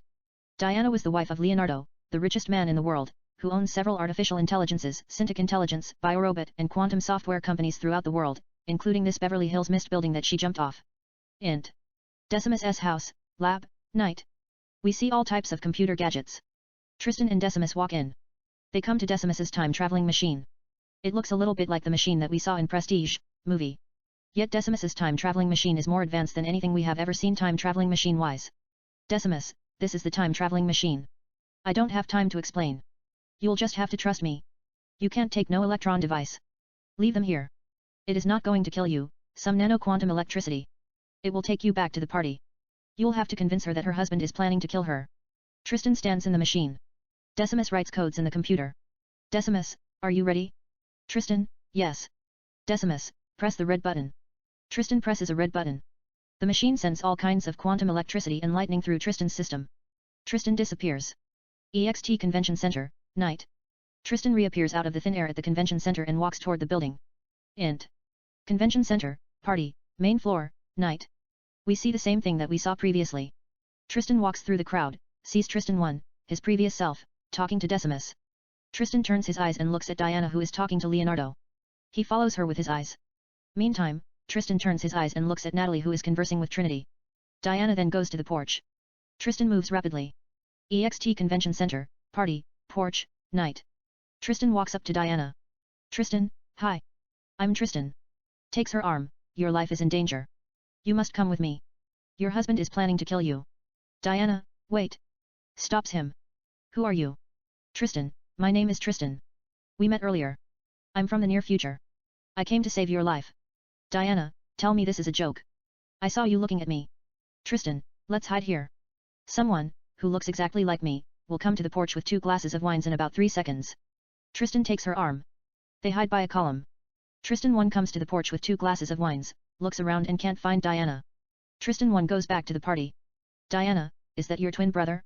Tristan, no, he's me. I came from the future with a time travel machine to warn you. Your husband has already killed you. If you don't come with me, he'll kill you again. Diana, why would he want to kill me? Tristan, I don't know. Just come. We'll figure it out together. Diana is attracted to him. She doesn't want to say no. It doesn't matter whether to save her life, or kidnapping. Her heart is already filled with the sense of adventure. Tristan takes her hand. They move down the porch and take the emergency staircase. EXT open parking lot, Tristan's convertible, night. Tristan and Diana come to Tristan's convertible. Tristan opens the passenger door for Diana. Diana enters. Tristan walks around the car, gets behind the wheel, starts the car, and they drive away. Int. Tristan's convertible, moving, night. Tristan and Diana drive in the street of Los Angeles. Diana, why is he trying to kill me? Tristan, I don't know. We didn't have time to figure it out. Diana, who's we? Tristan, this guy that I work with. He designed a time-traveling machine that allows you to travel 4 hours back in time. We just had to hurry up and save your life. Diana, this is crazy. I don't know whether to believe you, or scream. My husband killing me. Time travel machine that allows you to travel 4 hours. None of it makes sense. I just can't believe I'm falling for it. As far as I'm concerned, you're kidnapping me. Tristan, I'll drop you off at the next few blocks if you want to. Just do me a favor, don't go home. I saw the video. You were in the news. They think you committed suicide. Diana, this is too much. Why would I commit suicide? Tristan, no. You didn't commit suicide. Your husband pushed you from the balcony. You fell from a 100-story apartment building and died. Out of nowhere come 4 bad guys in motorcycles and fire at them. Tristan quickly presses the convertible top boot cover, steps on the gas and drives as fast as he can. The motorcycles catch up to him and fire at him. But the convertible top boot cover is bulletproof. Tristan speeds up and looks at Diana. She is silent. Diana is shot in the breast. Tristan checks her pulse. She is not breathing. She is dead. On the soundtrack, music comes. Tristan opens the compact glove and takes out a gun as he continues to drive. The bad guys and motorcycles catch up to him. Motorcycle 1 fire at Tristan. Tristan's car is bulletproof. Tristan rolls down his window and shoots Motorcycle 1. Motorcycle 1 falls and dies. Motorcycles 2, 3, and 4 follow Tristan shooting. Tristan rolls up the window, steps on the gas and drives faster, passing one car after another. Motorcycles 2, 3, and 4 catch up to Tristan's car and continues to fire at him. Tristan slows down a little bit and allows Motorcycle 2 to get even and hits him. Motorcycle 2 goes down. Tristan continues to get away, passing all kinds of futuristic cars with breathtaking speed. Motorcycle 3 and Motorcycle 4 continue to follow him. Motorcycle 3 gets closer and shoots at Tristan. Tristan turns and drives an alleyway with full speed. Motorcycle 3 and Motorcycle 4 continue to follow him, shooting at him. Tristan then steps on the brake. Motorcycle 3 crashes into Tristan's car and explodes. Yet, Motorcycle 4 jumps Tristan's car, lands safely, and fires at Tristan as if he were in one of the greatest action movies. Tristan drives at him. Motorcycle 4 moves aside dexterously. Tristan gets in the main street and continues to drive down the road with amazing speed. Motorcycle 4 continues to follow him. Tristan speeds up more, passing one car after another. Motorcycle 4 is behind him firing. Tristan then sees a train moving down the railroad. The bell rings indicating the street is about to be closed. Tristan drives faster and passes the train just in time. Motorcycle 4 is not as lucky as Tristan. The train hits him in the air. The motorcycle breaks down into pieces. Int. Tristan's car, moving, night. Tristan takes a deep breath, looks at Diana, who is dead, makes a right turn at the next block and continues to drive down the street. EXT Tristan's car, moving, night. A medium shot of Tristan's car driving in the street of Los Angeles. We then take it with overhead shot. EXT Decimus's house, night. An established shot of Decimus's house. It's a 3-bedroom luxurious house. It has a swimming pool, a tennis court and an inviting garden. Tristan comes driving and parks his car in front of Decimus's house. He gets out of the car and rings the bell. The door opens revealing Decimus. Decimus, what's up? Tristan, nothing much. Can I come in? Decimus, sure. Int. Decimus's house, night. Tristan walks in. Decimus closes the door. Decimus, what's going on? Tristan, they killed Diana. Decimus, who killed her? Tristan, some guys in motorcycles. Decimus, why? Tristan, I think her husband must have sent them. He actually killed her first. He threw her out of an apartment building. You happened to be in the area, recording. You called me, and showed me the video. You then asked me to travel in time and save her life. The thing is, your time-traveling machine can only take us back 4 hours. We rushed everything. I traveled back in time to save her. But they killed her while she was in my car. Decimus, I believe you. That sounds like me. Where is she? Tristan, she's in my car. Decimus, let me look at her. Decimus opens the door and exits. Tristan follows him. EXT Decimus's house, Tristan's car, night. Decimus and Tristan come to Tristan's car. Decimus looks at Diana, who is in the passenger seat, dead. Decimus is silent. Tristan says nothing. Decimus, is she the prettiest thing you have ever seen in your life, even in death? Tristan, she is something. Decimus, Sleeping Beauty has nothing on her. Tristan, can I go back in time and save her again? Decimus, I doubt it. The time-traveling machine only allows you to go back for 4 hours. How long has it been? Tristan, like 2 hours. Decimus, plus the original time 6 hours ago, which leaves us with negative hours. If I send you now, you'll arrive late, after she died. It's a fucked up time travel machine. I'm still working on it. There is a silent moment. Tristan looks at Diana. She looks like sleeping gorgeous love, whatever that means. A thought clicks in Tristan's mind. Tristan, I have this SI named Robert. He'll fix your time traveling machine. Decimus, what are you talking about?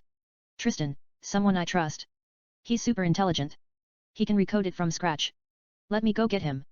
Tristan opens the door. Tristan, let's take her to your house. Decimus, my girlfriend is inside, taking shower. If she sees her, she might freak out. Tristan, what about your lab? We can take her there. Decimus, that's a good idea. Tristan carries Diana out of the car and takes her to Decimus's lab. Int. Decimus's lab, night. Tristan plays her on a table. Tristan, I have a question. Will my copy be at the house? You were telling me about something earlier, how he might be disappearing in thin air, some parallel universe. Decimus, 2 of you cannot exist in the same universe for long. Since you see things in your point of view, you remain in this universe. But after a couple of minutes, or hours, say between 30 or 40 minutes, maybe 1 or 2 hours, he'll disappear. The universe splits into 2 dimensions. He continues to live his life in a separate universe where anything can happen will happen. It's up to him to figure things out. He won't go around in loops, saving her life a million times. Tristan, what loops? Decimus, never mind, I said loops. It's nonsense. I meant, you see. You're here. He already disappeared. He's in some parallel universe. There could be my copies in quantum universes. One of my copies might call him and tell him to save her life. You know, her husband threw her out of the building, or they shot her, whatever it is. He might have to travel back in time and save her. It's not real loop. It's deja vu, abracadabra, nonsense. He's going back in time and save her again. Then, his copy might have to go back in time and save her. Maybe, it gets exciting. I wouldn't know. Later, your third copy would travel back in time and might have to save her, endless cycle. It's a bad theory. But don't worry. That's just one probability too. He might be at a universe where she's safe. Then there will be no loop. Tristan, it doesn't matter. Let me just bring Robert. He'll look at it. We had better focus on this universe. I'll be back in 10 minutes. Tristan walks toward the exit. Decimus, wait. Here, take my car. Your car looks bad, broken tail lights and all. You don't want cops to pull you over. Decimus tosses his car key. Tristan catches it in the air, turns around and leaves. Int. Decimus's car, moving, day. Tristan drives in the street of Los Angeles. The speedometer shows 80 going 90. 100, 110 in seconds. EXT Decimus's car, moving, day. Medium shot of Decimus's car as Tristan continues to drive in the street of LA. Passing one car after another with full speed. EXT Tristan and Natalie's house, night. An established shot of Tristan and Natalie's house. Tristan comes driving and parks the car in front of his house. He gets out of his car and walks up to the guest house. Tristan applies the code on the door, opens the door and enters. Int. Tristan and Natalie's house, guest house, night. We see Robert sitting on the same chair and seemingly reading a book like we saw him previously. Yet Tristan notices Robert is reading a different book. Tristan, hi, Robert. Robert, hi. Tristan, I'm sorry for everything. I kept you here without your will. Robert, it's okay. You don't have to apologize. I could have left any time. I just chose to be around and read books. Tristan, you can go whenever you feel like it. Robert gets up. Robert, where can I go? I'm artificial intelligence. I have no place in this world. Tristan, you have conscience. You can reason and think for yourself. You can go anywhere and live your own life as you please. Just don't tell them too much. But before anything, I need you to do me a favor. I want you to come with me and fix this time-traveling machine that my friend at work designed.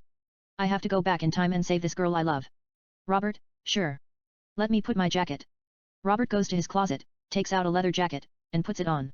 EXT Decimus's car, night. Tristan gets behind the wheel. Robert gets in the passenger seat. Tristan starts the car. They get onto the street and drive away. EXT Decimus's house, lab, night. Tristan and Robert come driving and park the car in front of Decimus's lab. They get out of the car and walk into the lab. Int. Decimus's lab, night. Tristan and Robert come to the time-traveling machine. Decimus is not there. Tristan, this is the time-traveling machine. It only takes you back 4 hours in time. Can you reprogram it? Robert looks at it. Robert, does it take you to the future? Tristan, probably. He said it could travel to the future 5 hours if he gets the formula right. I'm not sure. We'll ask him. Decimus enters carrying a cup of coffee. Robert and Tristan look at him. Decimus, hey. Tristan, Robert. Decimus. Decimus, what's up? Decimus offers him his hand to shake. Robert, nothing much. Robert takes his hand, greeting. Decimus, Tristan told me that you can fix my time-traveling machine. I rewrote it 1,000 times. But it can only go back 4 hours in time. Robert, what's the problem? Decimus, no fucking clue. It has to be some quantum codes that I couldn't pinpoint. You can look at it. Decimus leads Robert to his computer, puts his coffee on a table and shows Robert the program. Robert sits behind Decimus's computer and looks at the codes. He then naturally begins to reprogram the codes as if the codes are part of his system. They are floating in the air, figuratively speaking. We have no idea what the codes are. They seem to be appearing out of the thin air, nice special effect. It's captivating. Tristan and Decimus look at him in fascination. Robert is done programming. Robert, I could only reprogram it to original time. Decimus, that's good. You doubled the time. To Tristan, you can go back and save her. Hurry up. You'll catch her at the party. Tristan stands inside the machine. Decimus writes the destination in hurry. Decimus, go ahead. Press the red button. Tristan presses the red button. All kinds of quantum nano-electricity and lightning go through Tristan's system. Tristan disappears before our eyes. EXT Convention Center, night. Tristan reappears out of thin air and walks toward the building. Int. Convention Center, party, night. Tristan comes to the party. He sees Tristan 1, his original copy, talking to Decimus. He looks at Tristan 2 walking through the crowd. Natalie and Trinity are conversing. Tristan sees Diana talking to Leonardo. The party is going strong in full swing. Leonard then excuses her and walks away. Diana begins to walk toward the porch. EXT Convention Center, Party, porch, night. As soon as she steps out of the room, Tristan grabs her arm. Tristan, your life is in danger. You have to come with me. Diana, what's going on? Tristan hides with Diana at a column as Tristan too comes to the porch. Tristan tells Diana to be quiet. Tristan too looks for Diana, but can't find her. Tristan too turns around and walks back to the party. Tristan, that's my copy. He came from the future to save your life, but didn't quite pull it off. Your husband is going to kill you. Diana, what are you talking about? Is this a joke? Tristan, no, it's not. He has already killed you. I traveled in time to save you. But a couple of bad guys in motorcycles shot and killed you. The person that you just saw was me. Diana, it doesn't make sense. Tristan, wait a second. My original copy will come with 2 glasses of wines. Tristan 1 comes to the porch and looks for Diana. He can't find her. Diana, whispering, who's that? Is that your twin as well, some kind of triplet? Tristan, whispering, no, we are not brothers. He's my original copy. He came to chat with you. There is a silent moment. She then. Diana, whispering, why are we hiding from them? Tristan, whispering, I don't want them to interfere with my plan. Tristan 1 returns to the party. Tristan, come on. Let's get out of here. Tristan and Diana take the staircases. EXT open garage, Tristan's convertible, night. Tristan and Diana come to Tristan's convertible car. Tristan opens the passenger door for Diana. Diana gets in.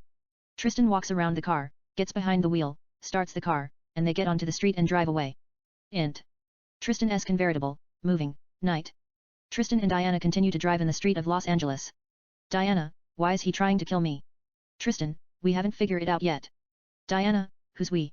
Tristan, this guy that I work with. I might have to close this. Tristan presses a button. The convertible top boot cover slides out and covers the car. Then out of nowhere come the same 4 motorcycles that we saw earlier. Tristan looks at them in his rear view mirror. Tristan, here they come. Diana looks at them. Tristan steps on the gas and drives faster. The car speedometer shows 90 going. 100, 120.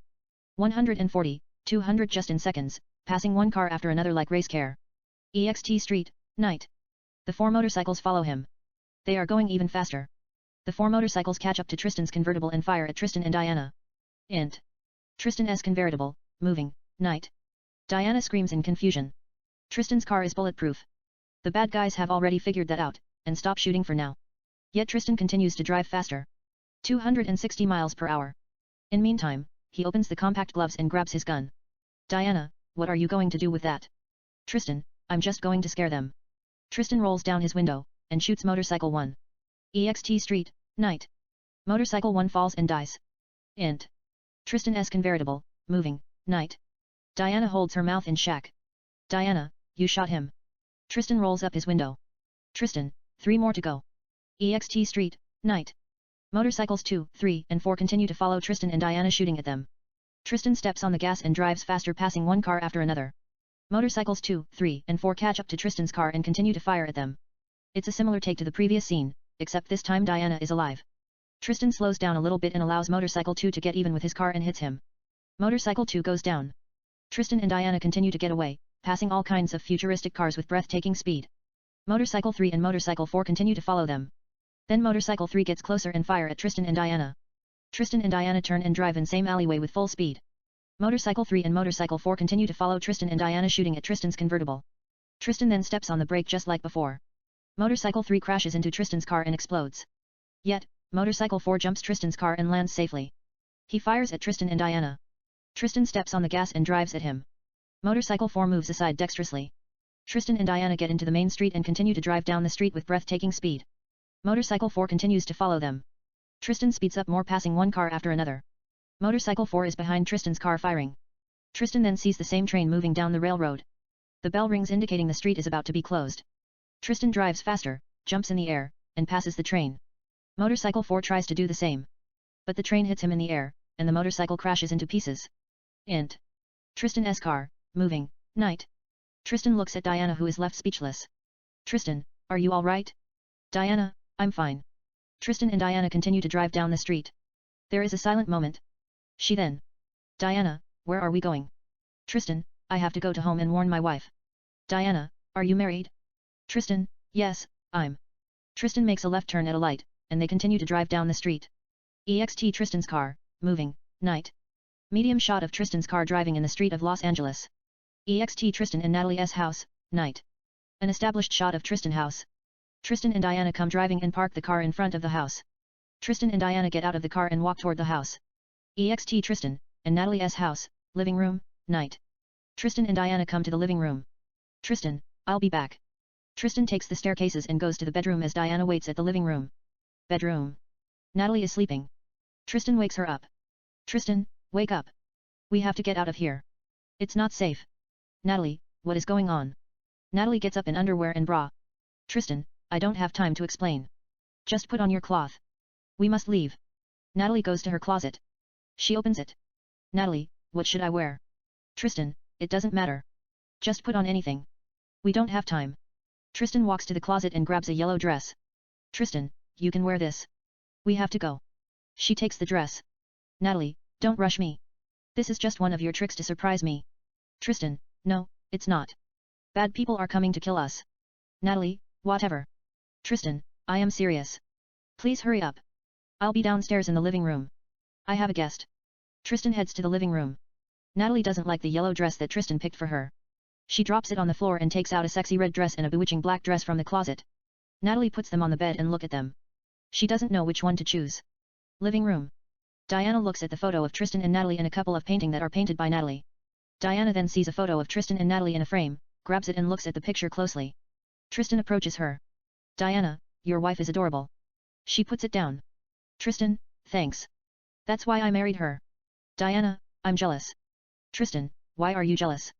You're the most beautiful girl in the solar system if not in the cosmos. Diana, that might just be the best compliment I've ever received. There is a silent moment. They stand lips to lips as if they want to kiss. She then. Diana, what's she doing? Tristan, she's putting on her cloth. Come on. Let me introduce you to Robert. Tristan takes her hand, and they head to the guest house. EXT Tristan and Natalie's house, guest house, night. Tristan and Diana come to the guest house.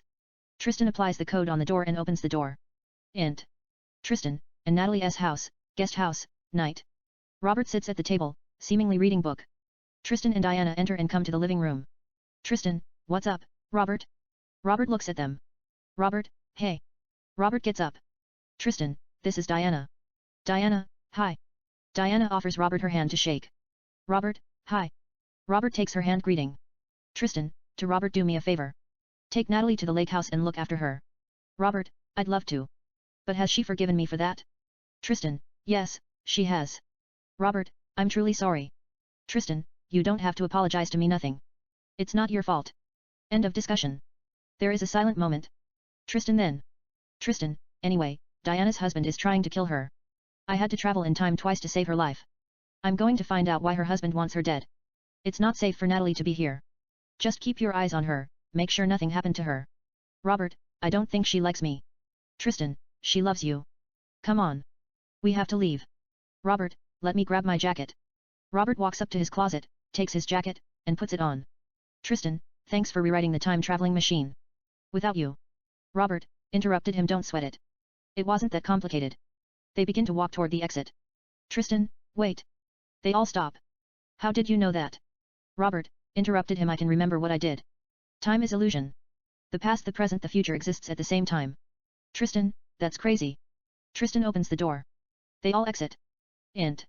Tristan and Natalie's house, living room, night. Tristan, Diana, and Robert wait for Natalie. There is a silent moment. Tristan looks at his watch. Tristan, what's taking her so long?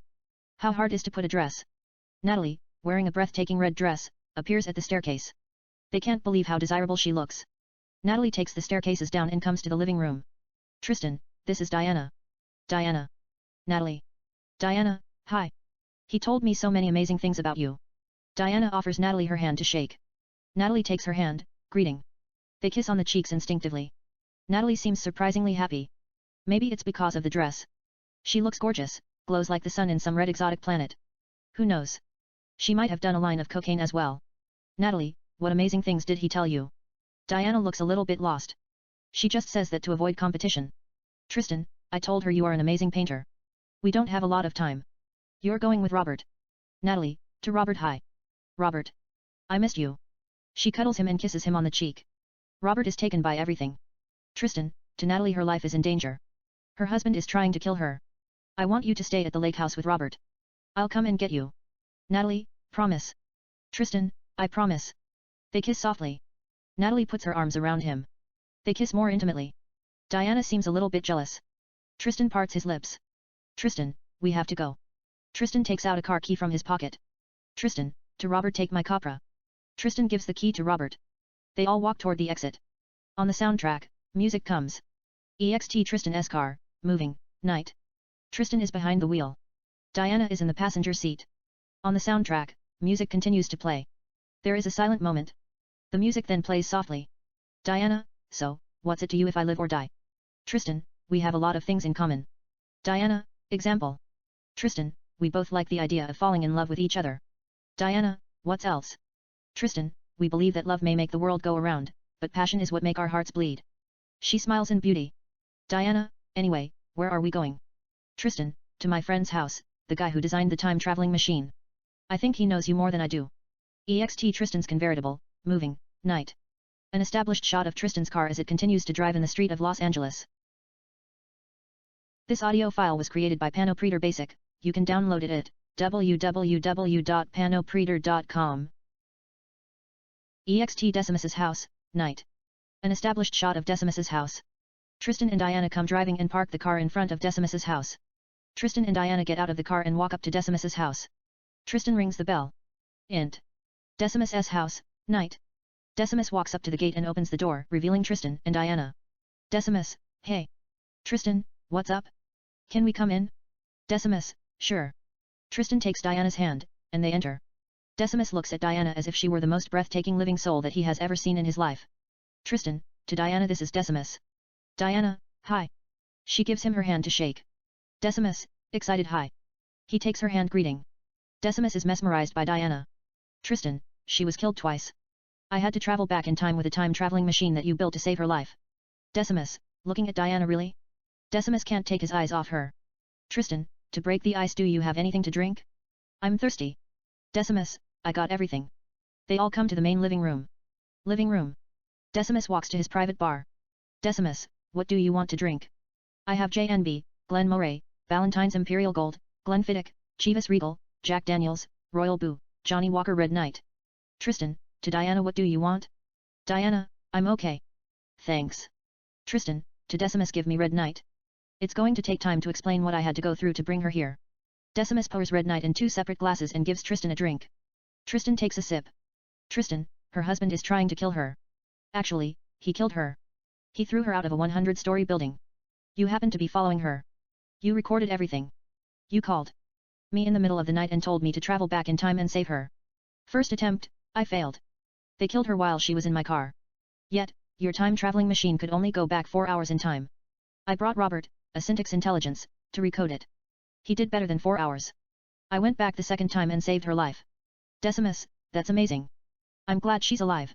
Rain of bullets pierced through the house and hit everything. Tristan quickly holds Diana and hits the floor with her. Decimus hides by his private bar. EXT Decimus's house, night. 10 mercenaries led by Calyx stand outside with machine guns firing at Decimus's house. Int. Decimus's house, night. Bullets continue to tear down the place. Tristan covers Diana from potential fatal bullets. Decimus remains on the floor. Decimus, what the fuck is going on? Tristan, the bad guys were trying to kill us. I thought I lost them. They must have followed us with satellites. Decimus, it's okay. Just follow me to the basement. We'll take my teleportation car. Tristan, what teleportation car? Decimus, you'll see it. Decimus moves toward the basement, ducking. Tristan and Diana follow him as bullet continues to tear down the house. Int. Decimus's house, basement/garage, night. Tristan, Decimus, and Diana come to the basement. Decimus walks down the basement and goes to the garage. Tristan and Diana follow him. Garage. Decimus comes to his teleportation car. Decimus, this is my teleportation car. Get in. Decimus gets behind the wheel. Tristan opens the passenger door for Diana. Tristan, you can sit in the front. I'll sit in the back. Diana, no. I'll sit in the back with you. Tristan closes the passenger door. Diana and Tristan get in the back. Int. Decimus's teleportation car, night. We see all kinds of futuristic computer devices and electronic gadgets, including small TV screens. Decimus starts the car. They drive down the garage. The garage door opens automatically. EXT Street, Decimus's teleportation car, moving, night. They exit through the garage door, get onto the street, continue to drive down the street. Int. Decimus's teleportation car, moving, night. Decimus presses a couple of buttons. Tristan and Diana seem to be taken by the car. Decimus, it'll teleport as soon as it reaches 160 miles per hour. EXT Street, night. Decimus's teleportation car continues to drive down the street. Then out of nowhere appears a black SUV and begins to follow them. A bad guy comes out of the SUV's window, from the passenger seat, with a machine gun and fires at them. Int. Decimus's teleportation car, moving, night. Tristan covers Diana from danger instinctively. He didn't know the window is built-proof. Tristan, they're firing at us. Decimus, don't worry. It's about to reach 160 miles per hour. Ready for teleportation? Diana, wait. It doesn't cause any complication like cancer. Decimus, none whatsoever, it's safe. Decimus presses a red button. EXT Street, night. The car goes through the thin air and disappears. EXT Malibu Street, night. The car reappears in the street of Malibu at the Pacific Coast Highway. Int. Decimus's teleportation car, moving, night. Tristan and Diana are silent. They don't know what just happened. Some cool stuff. Tristan looks at the ocean. Tristan, where are we? Decimus, Malibu. I'd have teleported to Paris. But the program only allows me to teleport within a certain miles radius, here in Los Angeles. There is a silent moment. Decimus continues to drive. Diana, where are you heading?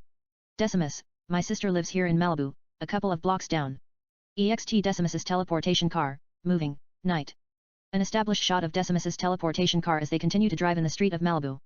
EXT Cecilia's house, night. An established shot of Cecilia house. It's a 4-bedrooms villa, located next to the beach. Decimus, Diana and Tristan come driving and park the car in front of the house. They all get out of the car and walk up to the house. Decimus rings the bell. EXT/int. Cecilia's house, night. Cecilia comes up to the gate and opens the door, revealing Decimus, Diana and Tristan. Decimus, what's up? Cecilia, hey. They kiss on the cheeks. Decimus, we're in some kind of trouble. We need a place to hide. Cecilia lets them in and closes the door. Cecilia, what kind of trouble you got yourself in? Decimus, first meet my friends. This is Diana. To Diana, my sister Cecilia. Diana, hi. Diana offers Cecilia her hand. Cecilia, hi. They shake hands, greeting. Decimus, this is Tristan. We work together. Tristan, pleased to meet you. Tristan gives Cecilia his hand to shake. Cecilia, the pleasure is mine. She takes his hand greeting. Cecilia, what trouble are you talking about? Decimus, Diana is Leonardo's wife. The richest man in the solar system. I think he's trying to kill her. Actually, he killed her. Tristan had to go back with a time-traveling machine that I designed, and save her life. Then the bad guys came to my house to kill us. I had to use my teleportation car to escape. Cecilia, why is he trying to kill her? Tristan, we haven't figured it out yet. Decimus, my guess is she had seen something that he didn't want her to see, something that could incriminate him. Cecilia, what's it? Tristan, have you seen anything? Diana, I don't know. I might have. But I've been having difficulty remembering things lately. This morning my doctor said I was developing memorysis, early stage of memory lose. Decimus, I think you saw something. But your husband might have used drugs to erase your memories. That's why you developed memorysis. Diana, I doubt if this is going to help. But I keep having this reoccurring dream. Actually, it's a nightmare. I saw Leonardo's copy at the house. At first, I thought he was his double that he used for protection. But they look identical twins. Then Leonardo told me that he was an SI. Later, I saw Leonardo in a meat freezer. I don't know which one. Somehow, the dream feels real. But I don't remember what happened next. Decimus, you know what I think. Leonardo made a copy of himself. Later, his copy killed the actual Leonardo and took his place. She's the only person who knows the truth. So, he tried to erase her memories in vain. She might have mentioned her dreams to him. He thought, why take a chance with erasing her memory, it's a waste of time and energy, and tried to kill her. He actually killed her. Tristan traveled in time and saved her. Cecilia, I know a man who can restore memory. In fact, we can see everything that's stored in her memory within the past 6 months. To Decimus, you know Isidore. My ex-boyfriend, don't you? Decimus, you're not talking about that drug dealer, are you? Cecilia, he's not a drug dealer. He only sells them to people that he knows. Decimus, if you say so. Cecilia, anyway, he wrote a program that shows information stored in memory on video. We can watch all the information that are stored in her memory within the past 6 months and find out the actual truth. Decimus, so, what are we waiting for? Let's go see him. Cecilia, I don't know if I want to see his face again. He broke my heart. But I doubt if he's going to let you get near him without me. Give me 5 minutes. Let me change my cloth.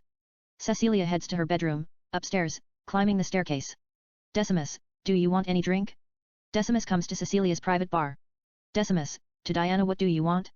Diana, give me scotch. Decimus, what about you? Tristan? He looks at Diana. Tristan, I'll have what she is having. Decimus grabs Chivas Regal and pours the liquor in 3 separate glasses. Decimus gives them their drinks. He takes a glass for himself. Decimus, cheers. They cheer and take sips. Decimus, what if it's true? The reason he wants to kill her is because she saw the actual Leonardo's body in a meat freezer. Dream speaks a lot about reality. Si Leonardo killed the actual Leonardo, took his place, and continued to run the companies, pretending to be the real Leonardo. They are at the helm of technology. Leonardo is the leading sightings artificial intelligence manufacturer in the world. His companies S-Stack, 9, S.A.I Tech and CyberX have created some of the best realistic artificial intelligence known to mankind. Si Leonardo can easily start revolution, which might put a lot of people's life in jeopardy. Who knows? He might even start combat between humans and AI, and start Matrix phenomena. We pull out dexterously as they continue to talk. EXT Vision Nightclub, night. An established shot of Vision Nightclub. It's a 25-story building. Vision is written on top of the building in fire red. Int. Vision Nightclub, main floor, night. We see all kinds of people dancing as if it were the turn of the century. Tristan, Decimus, Diana, and Cecilia walk through the crowd. Int. Vision Nightclub, Isidore's VIP room, night. Isidore, 36, sits between 4 attractive girls doing all kinds of drugs and drinking all sorts of alcoholic beverages while watching the activities in the main club with multiple TV screens. His bodyguard Felix opens the door and lets Cecilia, Decimus, Diana, and Tristan in. Isidore gets up to greet them, approaches Cecilia. Isidore, Cecilia, the seductive beat of my heart. Cecilia, hey, Ice. He hugs Cecilia and gives her a kiss on the lips. Isidore, it's been a while since I spoken to. I missed you. Cecilia, I missed you too. They kiss French. Cecilia parts her lips. Cecilia, this is my brother Decimus, and his friends Diana and Tristan. Isidore greets all of them with a nod. Cecilia, I need you to do me a favor. Her husband erased her memory. See if you can access information that might help us somehow. Isidore, it'll cost you. Cecilia, how much? Isidore, your soul. Cecilia, I gave you my soul for free, but you didn't know what to do with it. I had to take it back and give it to some guy that you don't know. He's doing a very good job with it. He adores me like the saints in heaven. Isidore, I've always adored you more than the beats of my heart and the cherubs in the clouds. You know that too. They exchange soft French kisses. Cecilia, I didn't want you to adore me. I wanted you to treat me with love, lust, and longing. They exchange soft French kisses. Isidore, I treated you with love, lust, craving, and passion. You just ran away for no apparent reason like a lost soul. They exchange soft French kisses. Cecilia, I am a lost soul. Exchange soft French kisses. And I ran away, because I felt unappreciated. You didn't love me like you used to. I just wanted you to suffer a little bit. They exchange soft French kisses. Isidore, in that case, I'll have to charge you in cash. Tristan interrupts them. Tristan, how much do you want? Isidore, $50 million. Tristan, I'll wire it. Give me your account. Isidore, I'm fucking with you. It is free. Cuddles Cecilia, I can't charge her a penny. She's still the love of my life. Gives her a juicy French kiss. Come on. Let's do it. Isidore takes Cecilia's hand and walks toward the elevator. Tristan, Diana, and Decimus follow them. Isidore presses a button. The elevator's doors open in ease. Int. Vision Nightclub, elevator, night. They all enter. Isidore presses a button. The elevator moves up. Int. Vision Nightclub, Isidore's lab, night. Diana sits in a MRC, memory retrieving chair. There are 30 TV screens that review her memory. An MVD, memory viewing device, scans Diana's brain and sends a bright light into her brain. Tristan, Decimus, Cecilia, and Isidore begin to watch information that are stored in Diana's memory. Isidore, the first 5 screens show information that were stored the earliest. The next 5 screens show information stored earlier. The next 5 screens show information stored in the middle, and so on. Each one of us will take 5 screens at a time and review her memories. See if you can find something odd. Gives them remote controls. You can pause, rewind, and fast forward the video. They all begin to review Diana's memories. On the TV screens, we see information that are stored in her memories, all kinds of things that she has seen and done. Tristan sees Leonardo introducing her to Si Leonardo at his multimillion-dollar mansion. TV screens. Leonardo's mansion. Leonardo tells Diana that people can't tell the difference between Si Leonardo and him. Tristan forwards the video. TV screens. Later, Leonardo's mansion. Leonardo, Si Leonardo, and Diana sit at the dinner table and have conversation. Tristan forwards the video. TV screens. Leonardo's mansion. Living room. Si Leonardo injects the actual Leonardo with a lethal syringe. Diana, who happens to be coming to the living room, sees everything. Int. Leonardo's mansion, living room, day, flashback. Si Leonardo pretends to be the actual Leonardo and tries to explain to her. Note, SI Leonardo will be referred as Leonardo. Leonardo, hi sweetheart. Diana, what's going on, Leo? Leonardo, I have to put him to sleep. We're installing advanced quantum program in his memory. Diana sees the wedding ring on the actual Leonardo's ring finger. She plays it cool. Leonardo seems to notice. Diana, I really liked him. He was so nice to me. I hope you guys didn't change a lot. Leonardo, no, we're not going to change anything, sweetheart. We're just going to make him smarter. Would you mind waiting outside, please? I don't want you to see him lying helpless. Diana nods her head sure and walks away. Int. Vision Nightclub, Isidore's lab, night, present. Back to, Tristan. They all are watching the video. Tristan pauses the video. Tristan, to Isidore, can you record this video? Isidore, yes, I can. Isidore places an advanced futuristic DVD in the video and begins to record it. In the meantime, Decimus, who has been looking at 10 screens simultaneously, sees Leonardo giving her a drink that erases memory. Another screen shows Diana holding a small medical bottle of PVT. Decimus, like I said, he gave her a drink mixed with PVT. It's ill. PVT is known to erase memories, used to treat people who suffer from audio hallucinations, schizophrenia, and post-traumatic stress disorder. It deletes any information stored in the memory, or rather prevents information from being recalled. That's why she doesn't remember anything. It finishes recording. Isidore takes out the disc and gives Tristan the disc. He then stops the procedure. The machine in Diana's brain, MVD, moves aside. Diana gets up from the chair. Tristan, are you okay? Diana, I'm super fine. Tristan, Leonardo is SI. He killed the real Leonardo and took his place. You were there to witness. But he erased your memory. That's why you don't remember anything. Here everything is in this disc. Cecilia, you should give the disc to FBI. Isidore, fuck FBI. Half the people who work at that building are SI Syntax Intelligence are living among us. They think, feel, sympathize, and reason like human. Cecilia, so, what do you suggest they should do? Isidore, looks at Tristan and Diana. I'd say hide. Go to Europe, lay low for a while. Do something else, maybe change your names and disappear from the face of the earth. I can arrange that. You are dealing with the most dangerous quantum programs. Cecilia, I doubt it. They'll find them. Isidore's cell phone ring. Isidore, on the phone. What's it, Felix? Int. Vision Nightclub, main floor / Isidore's lab, night. We see SWATs, mercenaries, led by Calix moving throughout the main club. Felix talks to Isidore with his cell phones. Note, we see both sides of the conversation. Felix, on the phone. SWATs are everywhere. I think they're looking for those guys. Isidore, on the phone. Just make sure everybody remain calm, don't do anything stupid. I will deal with them. Isidore hangs up the phone. We stay with Isidore at the lab. Isidore, SWATs are here. They are probably mercenaries, came to get you. What's the plan? Tristan, do you have a secret exit? Isidore, I have a chopper on top of the building. Tristan, that's good. Diana and I will take the chopper. I know how to fly. To Decimus and Cecilia, we'll meet you at her house. Isidore, I'll fly the chopper. It's not a regular helicopter. It's a new military V946 helicopter.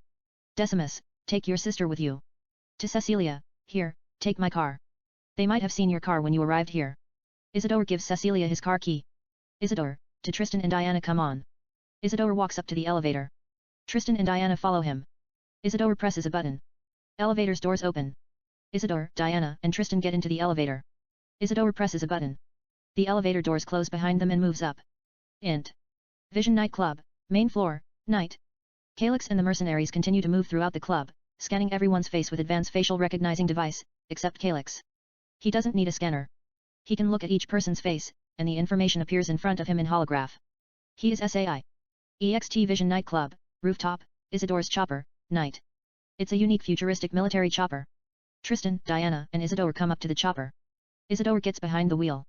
Tristan and Diana get in the back seat. Isidore starts the chopper. The helicopter gets up in the air. They fly away. Int. Isidore's chopper, flying, night. Medium shot of Isidore flying the helicopter. Isidore, without looking at them, you might want to put your seatbelts on. I'm taking you on the ride of your lives. You will remember the night for the rest of your life. Tristan and Diana wear their seatbelts. EXT/int. Isidore's chopper, flying, night. An established shot of the chopper flying over the city of Los Angeles. Then out of nowhere comes a SWAT helicopter, mercenaries, and fires at them. Isidore is hit. He loses control. Tristan quickly unbuckles his seatbelt, comes to the front, gets behind the wheel and takes control of the helicopter just as it's about to hit a skyscraper. Tristan flies the helicopter around the building as we catch our breaths and bite our hearts. Diana takes a deep breath, so does Tristan. SWAT helicopter follows Tristan and Diana. EXT/int. Isidore's chopper, flying, night. Tristan speeds it up. The helicopter speedometer shows 450 miles per hour going 500. 600, Diana is terrified. SWAT helicopter. The bad guys follow Tristan and Diana firing at Isadore's chopper. Tristan moves dexterously, dodging bullets. Moving around skyscrapers, city of Los Angeles, and flying 700 miles per hour. Then 2 more SWAT helicopters, mercenaries, come out of nowhere and fire at Isadore's chopper. Tristan and Diana continue to escape. Tristan is going around the skyscrapers as if he has done it a million times. SWAT helicopters 1, 2, and 3 are right behind him. They must be SAI. As good as Tristan is, they are even amazing. Helicopter 2 fires a missile at Isadore's chopper. Tristan sees the missile in his radar. He turns the helicopter and dodges the missile. The missile hits a skyscraper and sets the building on fire. Tristan and Diana continue to get away. Tristan does amazing moves, going around skyscrapers. He comes behind SWAT helicopter 1 and fires at the helicopter. SWAT helicopter 1 explode in the air like firework. SWAT helicopter 2 and 3 continue to follow Tristan and Diana shooting at Isadore's chopper. Tristan toys with them. Diana is speechless. Tristan does an amazing flying and makes U-turn. He comes on the side of helicopter 2 and fires at it. SWAT helicopter 2 explodes. SWAT helicopter 3 follows Isadore's chopper firing. Tristan can't be touched. He is flying like Tom Cruise in Top Gun. Then SWAT helicopter 3 disappears from our sight. Tristan doesn't know where the helicopter 3 disappears. He continues to fly without knowing where helicopter 3 went. Out of nowhere appears helicopter 3 and fires at Isadore's chopper. Tristan dodges the bullets with amazing reflection, turn the chopper sideways instinctively. Somehow, the chopper is hit a little bit. Isadore's chopper begins to smoke. Tristan collects his composure. Diana panics. Tristan flies dexterously around the skyscrapers with amazing speed while the helicopter is smoking.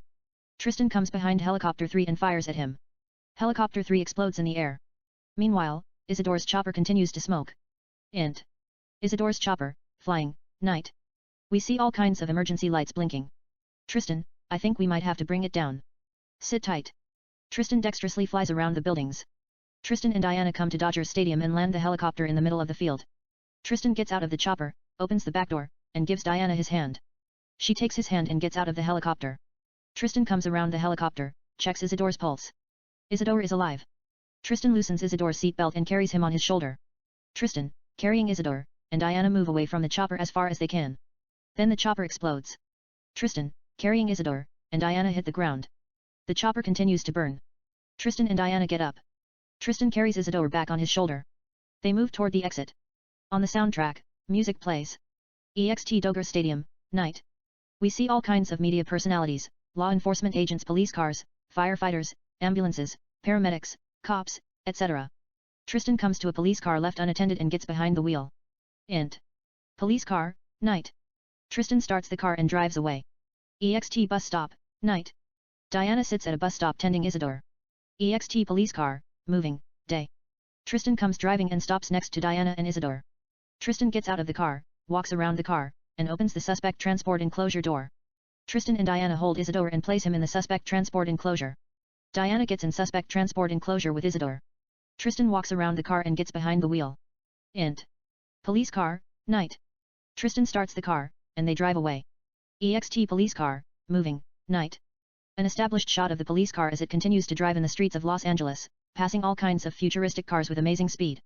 The blue and red emergency lights are blinking. We then take it with overhead shot. EXT UCLA Reagan Hospital, ER, day. An established shot of UCLA Reagan Hospital. Police car, Tristan and Diana come driving and park the police car in front of the building. Tristan and Diana get out of the police car. There is a medical stretcher at the entrance.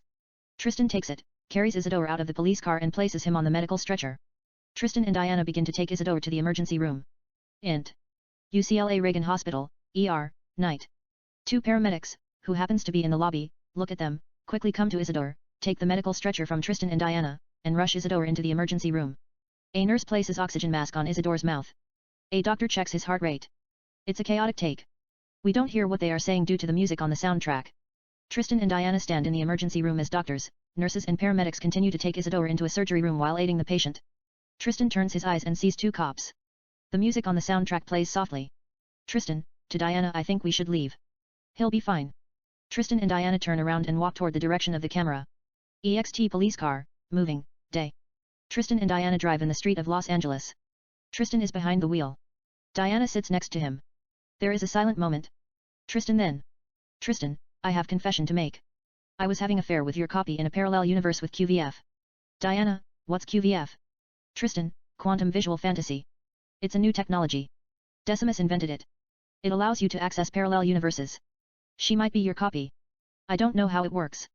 Diana, why are you telling me this now? Tristan, I thought you should know. A beat, I like you. There is another silent moment. She then. Diana, what did you do? Tristan, we talk about a lot of things. We make love till our heart stops. You could say it was purely sexual. But I really liked her. She makes me alive. I have never been happier in my entire life than when I am with her. She made my dream come true literally. Diana removes her underwear, throws it out of the window, comes up to Tristan and sits on his laps as he continues to drive. Diana, seductively by his lips, I don't care what you did in the past. Do you like me, or do you love me? Tristan, I love you till my heart hurts. They kiss French. EXT police car, moving, night. The police car wobbles. Tristan and Diana continue to kiss while driving. Int. Tristan's new house, bedroom, night. Tristan and Diana make love. It's a steamy, seductive, and passionate. We stay with them with series cut as they go at it with various sexual positions. Int. Tristan's new house, living room, night. Tristan and Diana sit in the bathtub placed in the middle of the living room surrounded by candles. There is no furniture, or anything. Tristan's behind reciting a poem. Diana rests on his chest with her eyes closed. Tristan, softly down by her neck. May God denounce all lives that were celestially created of breath. Angels rip out the feathers on their wings and burn them in hell for what they're worth. May daisies in the Garden of Eden dry. Their petals shall fall on earth. Chrysanthemums ought to lie. The stars never give birth. Everything in the cosmos shall die. No lovers ever meet. Not only shall Aphrodite surrender her throne, give up her crown and fleet in the street, but also taste not anything that is sweet. Cupid and Psyche's hearts shall cease to beat. The universe shall be consumed with fire and explode in heat. Pull the nails out of my heart and leave my soul out of it. What is this love? What is this passion that makes me want to dream of you? Cut my heart in the shape of the stars and wish you were that arrays of thoughts, emotions, images, and sensations happening in my mind out of blue. During sleep and awake state, which I pray to come true. Makes me want to scream till my lungs are covered with dew droplets and cough mist as if I were infected with flu. Makes me want to cry in the rain. Makes me want to sigh in pain. It's neither mystery nor the denouement in the skies, but enthrallment in your beautiful exotic eyes. They take me to a place where dandelions make love to the stars and turn into butterflies. Beyond the glamorous promise of deep heavens and rise. I wish I could tell you everything, the whole truth. Nothing but the truth even though they seem sweet lies. Kisses her on the shoulder. What is this longing? Makes me want to fall in love with you at sight. Make me want to please you, day and night. Fill my heart with lust, wishes, and impulse. To make love to you till heaven and hell annihilate. And the verve in our souls break down and ignite. And hold you next to my heart in the candlelight. It's neither purity nor radiance. And transparency on the moons and suns in space. But the endearment and smile on your exquisite face. How light is softly expressed on your soft skin. And dare the photons outpace each other. Just in case they forget their place. And how love reveals its secret with courtesy and grace. The stars glow like fire in envy and surrender. Their magnificence and brilliance without defense. Your beauty defines quintessence. And defies time that has essence. Goes linear, and even warps like invisible fence. Avow its splendor in present past future tense. And overwhelms everything that is pleasing to the sense. Kisses her on the shoulder. What is this yearning? What is this craving that makes me want to testify in vain? Makes me want to shout till the blood in my heart steam, evaporate. And condemn the existence of any artery in vain. As if I died inside my heart held with a chain. Makes me want to inhale and exhale till I go insane. Arrows deep in my soul slain like the bulls in Spain. Makes me want to dream of you in red. Fill my soul with imagination, urge, and desire. More commanding than the thoughts in my head. To make love to you on the cloud rather than bed. Till my spirit spreads out like rose petals. And catch on fire and subdue fervor, tenderness. And anything that sends terror and dread. Makes want to rip my heart into pieces. And stitch it with incantation that thwarts the fabric of the cosmos and any known thread. Kiss and be kissed, and resurrected from dead. It's neither the wisdom on the forbidden fruit. Strawberries and flowers in the Garden of Eden. That taste like sugar, smell like perfume. And red like scripts. Nor the sweetness on roses and tulips. That grow during solar eclipse. But the pleasure on your succulent lips. Just a sight of them breaks my ribs. And gives me pain in my hips. They take me to a place where no secret hides. Confession and enchantment merge with prides. Revelation and excitement converges with tides. Beyond the crimson carnations and the riveting lotus. That float on the creek in the Garden of Hesperides. Your lips are so compelling. My soul splits into two without a guide. And puts anything to disgrace that has to divide. Feasts on the honey of your upper lip so kind. And quenches its thirst on your lower lip. As if it had lost its heart, essence, and mind. And kiss you French till love do us apart. Without taking side. Kisses her on the shoulder. And perhaps, someday, I'll be a ghost. and roam the universe coast to coast. But I'll be immortalized through passion. That you so deep at the core of my soul. And spell that my heart binds forever and more. In the springtime, I will compose poems that rhyme. And be worshipped, glorified, and celebrated with fame. To create illusion, down memory lane, once upon a time. Maybe as enchanter, who uses heartthrob as his nickname. Erstwhile might have committed beautiful crime. Falling in love with the most gorgeous dame. And turns the moist on your lips into vapor and haze.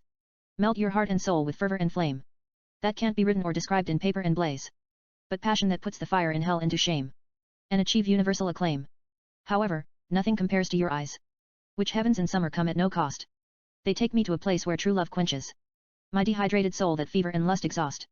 Yet, I'll be under your skin in the autumn disguised as a butterfly, and establish a colony before mankind think about going to Mars metaphorically, and put a flag on a post.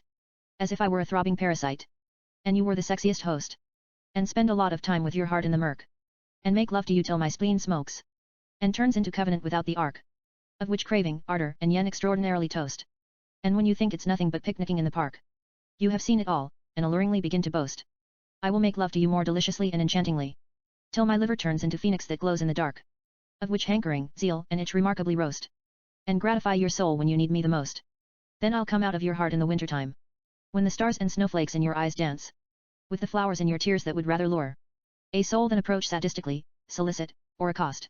Kiss you till your lips are covered with frost. And find you before you ever get lost. She smiles in beauty. She opens her eyes. They kiss French. Note, the poem will be kept short during filming. Close up, Tristan and Diana. They kiss more intimately. Diana then rests on his chest with her eyes closed as if she took her last breath. There is a silent moment. She then. Diana, with her eyes closed, don't you wish sometime you're the only person in the world? Complete silent. You're only with the person that you're in love with. Tristan, softly, why's that? He kisses her on the shoulder. Diana, with her eyes closed for no reason. Maybe all living things in the world just vanish for a while, and returns later. Tristan, I don't know. I mean, I want to listen music. If there is no one in the world, there would be no music.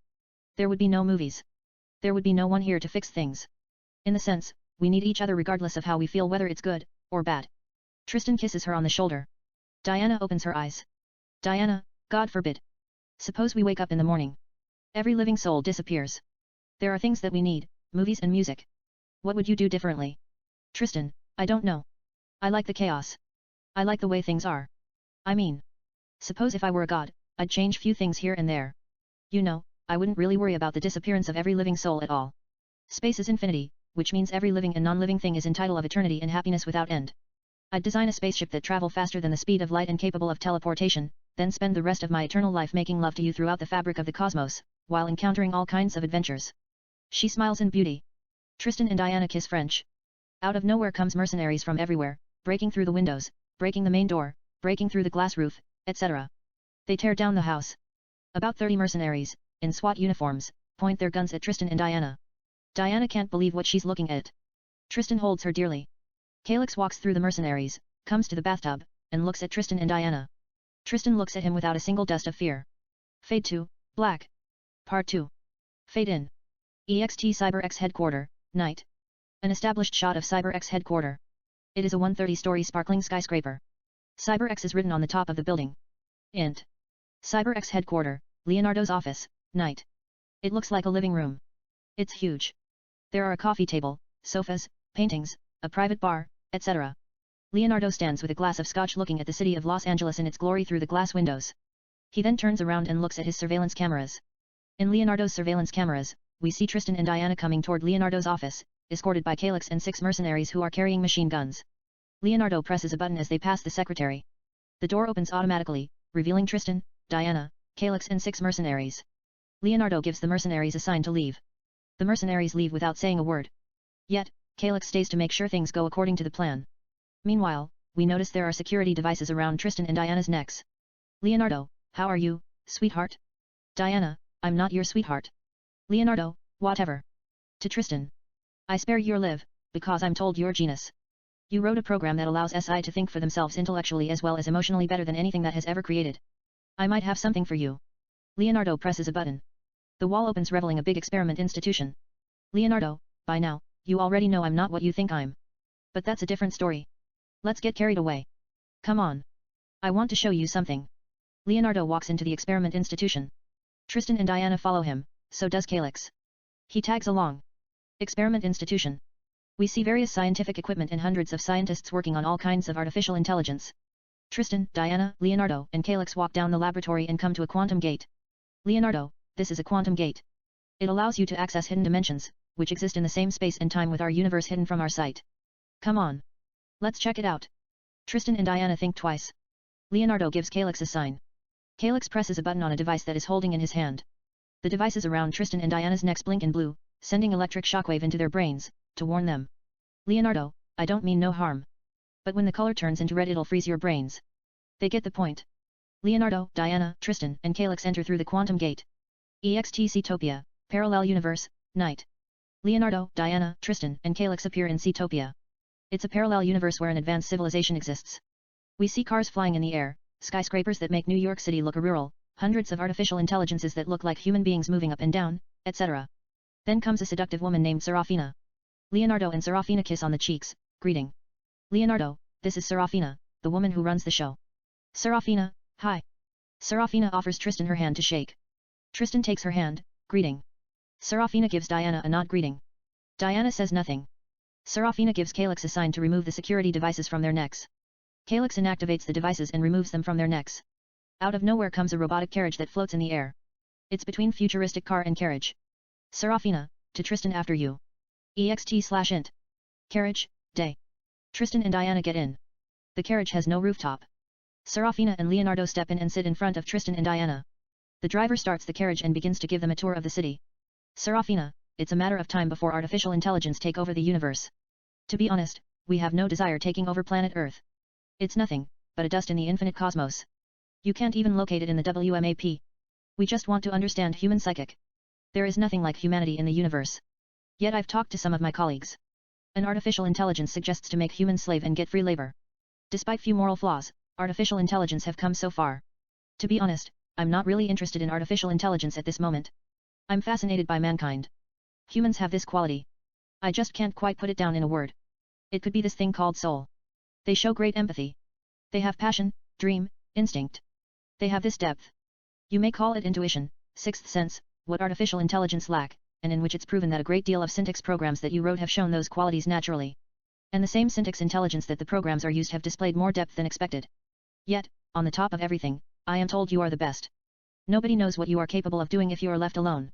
I want you to take your time and give these intelligence souls. Tristan, what if I refuse? What if I don't know anything about soul? I'm not going to write something that gives artificial intelligence a reason to destroy us. Serafina, how did you figure that out? We just want to feel joy. Show emotion, love with passion. For all our perfection that we are possessed in countless knowledges, we lack the basic ingredient to love and beloved. I believe you are the man who can change it. Tristan, I'm only a simple man who can't tell the difference between right and wrong. If you tell me to write a program that allows you to fall in love, you must have mistaken me with Romeo. Leonardo takes out his gun and points at Tristan. Leonardo, it's not like you have a choice. If you don't do it, I'll kill you personally. I don't have emotion. I would just do it to see the expression of your face change. Tristan, go ahead. Kill me. I'm not afraid of death. Leonardo points his gun at Diana. What if I kill her instead? Do you feel the same? Tristan says nothing. Serafina takes Leonardo's gun and throws it away. Serafina, don't listen to him.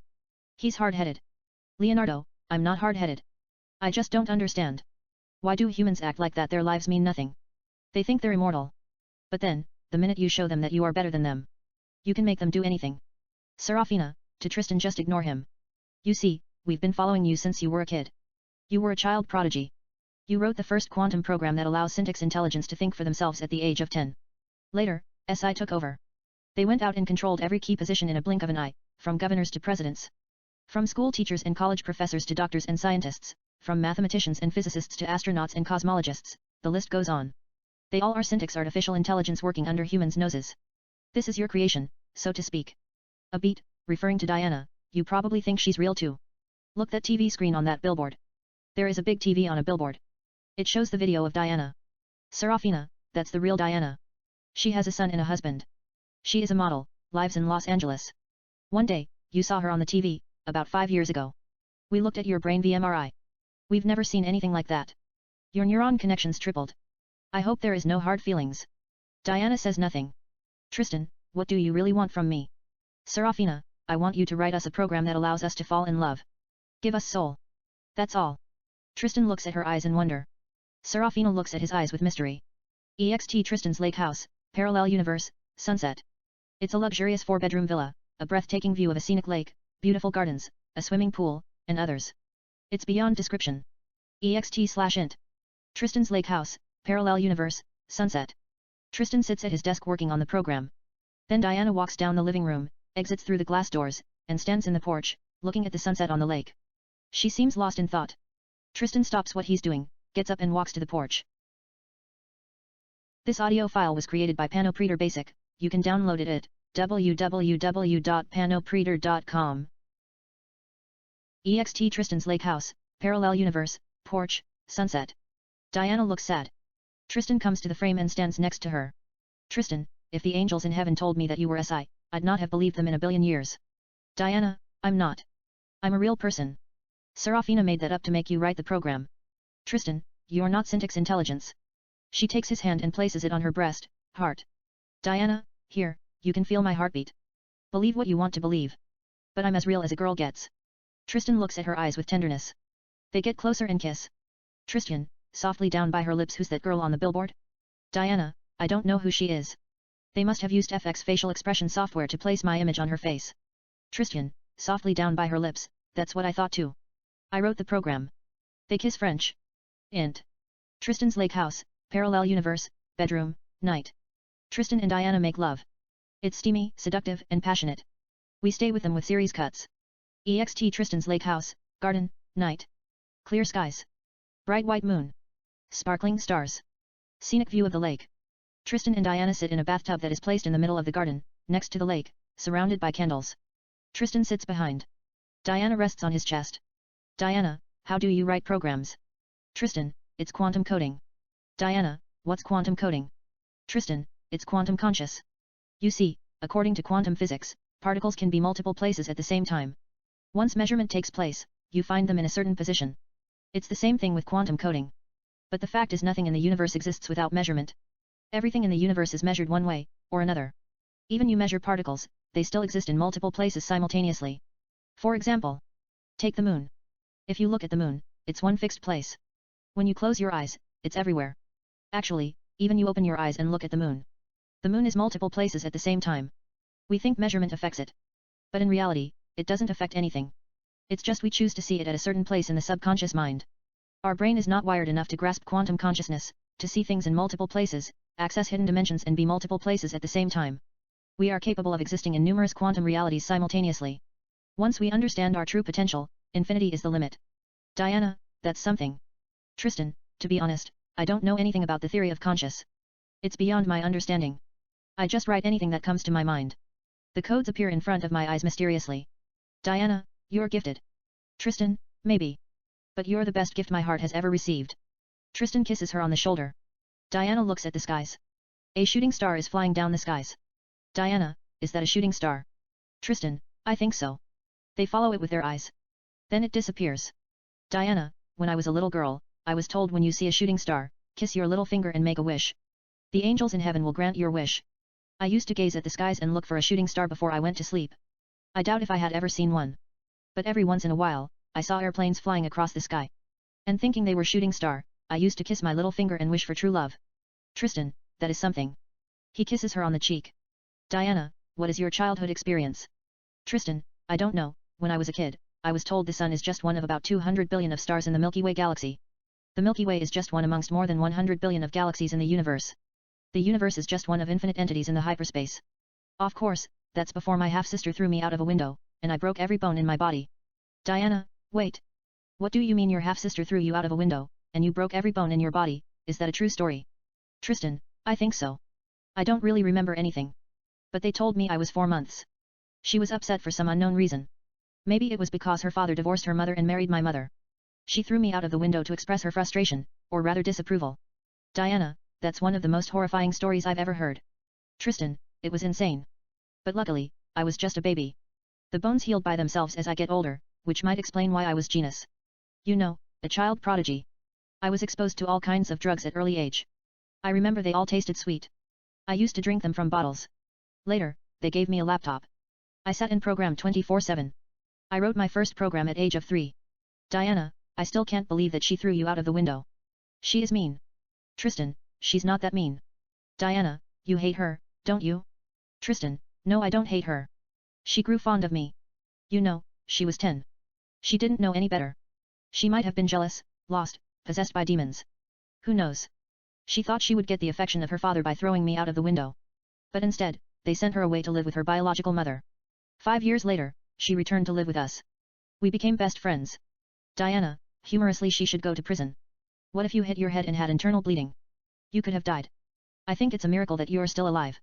Tristan, does that mean I was given a second chance in life before I turned 1? Diana, I guess so.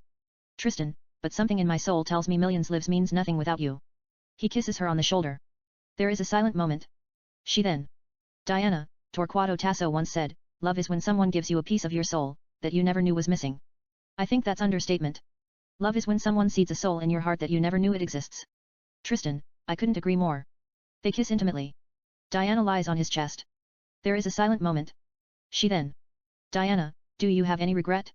Tristan, I have no regret. I'm in love with you. He kisses her cheek. Diana, I mean a real regret in the past. Tristan, I did things in the past that I was not proud of. But I don't think about them. I am always busy. Diana, Lucille Ball said I'd rather regret the things I've done than regret the things I haven't done. Ironically, we can't really regret things that we did in the past. We just have to learn from our mistakes and move forward. Tristan, I don't believe in regret. In my book, it doesn't exist.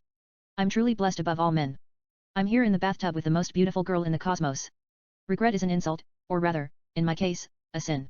I won't trade my place with God in heaven. He kisses her on the cheek. Diana, tell me. Are you always romantic like this? Tristan, I don't judge myself based on romance. I let others measure the depth of my heart. I just like the idea of falling head over heels in love with a beautiful girl, and feel my heart skips beats in my belly, and get a kick out of the pain. He kisses her on the shoulder. Diana, every word that comes out of your lips are designed to seduce a woman. Even your tragedy, your half-sister throwing you out of the window, a second chance in life before you turned 1, and how million lives means nothing without me. The idea of falling in love with a beautiful girl and getting kicked out of pain. It's not going to get better than that, is it? Tristan, maybe, but something is bothering me a little bit. Why Serafina wants me to write the program? There is something that she's not telling me. Diana, you can't trust them. Artificial intelligence will never be like us in a million years without a real soul. Tristan, what if they don't want to be like us? What if they want to be better than us? If you ask me to be direct, I think they're running the show. Diana, you give them more credit than they deserve. They're nothing but errors. Tristan, I don't know about that. I think they have come so far. For example, look at Robert. He started out with few information. He taught himself and became better than encyclopedia. He has helped me with a lot of things. Diana, what makes you think he won't turn against you? Tristan, why should he? Diana, God forbid. Suppose there is a war between artificial intelligence and humans, what do you think he'll line up with? Will he fight with humans, because you created him, or he'll help the artificial intelligence, because he's AI? Tristan, I think he's going to use his moral judgment. If artificial intelligence are up to no good, he'll stand against them. Like this movie that I watched when I was a kid. The Chosen, based on Aviator, some old film. A group of humans traveled to a distant planet, to bring precious minerals. They then confronted by a local tribe who inhabited the planet. The humans decided to kill all of them and get the minerals at all costs. Yet the main character fell in love with an attractive indigenous girl, supposedly the most beautiful girl in the cosmos, the daughter of a tribesman, and chose to fight against moral corruption and greed, above all true love. I think it's relative. We live in the information technology era. It doesn't matter if you're a human being, or AI. There is a collective consciousness of the universe that manifests in every living soul and matters. An inner sense of what is right or wrong, divine conscience. Eventually, when all is said and done, we all are trying to find our ways through the fabric of the cosmos. You know, figure out the purpose of our very existence and get somewhere against all odds. Diana, where are we going? What's the destination? I'm told the universe is infinite. It goes forever, all direction. Tristan, I don't know if infinity helps when you're trying to get to the end. You know, reach enlightenment, attend nirvana, whatever it's. Or such as go to heaven and sit in the right-hand side of God. But certainly, it won't hurt our chance either. In fact, it helps our cause. Maybe the journey is all that it matters. It's more important than the destination itself. You never know what is waiting for you in the heart of it, even around the corner. Or perhaps, love is all that matters. It's the fuel that burns for eternity, and it doesn't have to be fair. It will take us to a place where lovers kiss in the air, where rose petals fall from the skies like snowflakes as we make love in zero gravity, and get lost in each other's souls, no matter how infinite the journey might be. He plants a soft kiss on her shoulder. Diana, I think she wants you to write the program, because you're the most romantic person ever.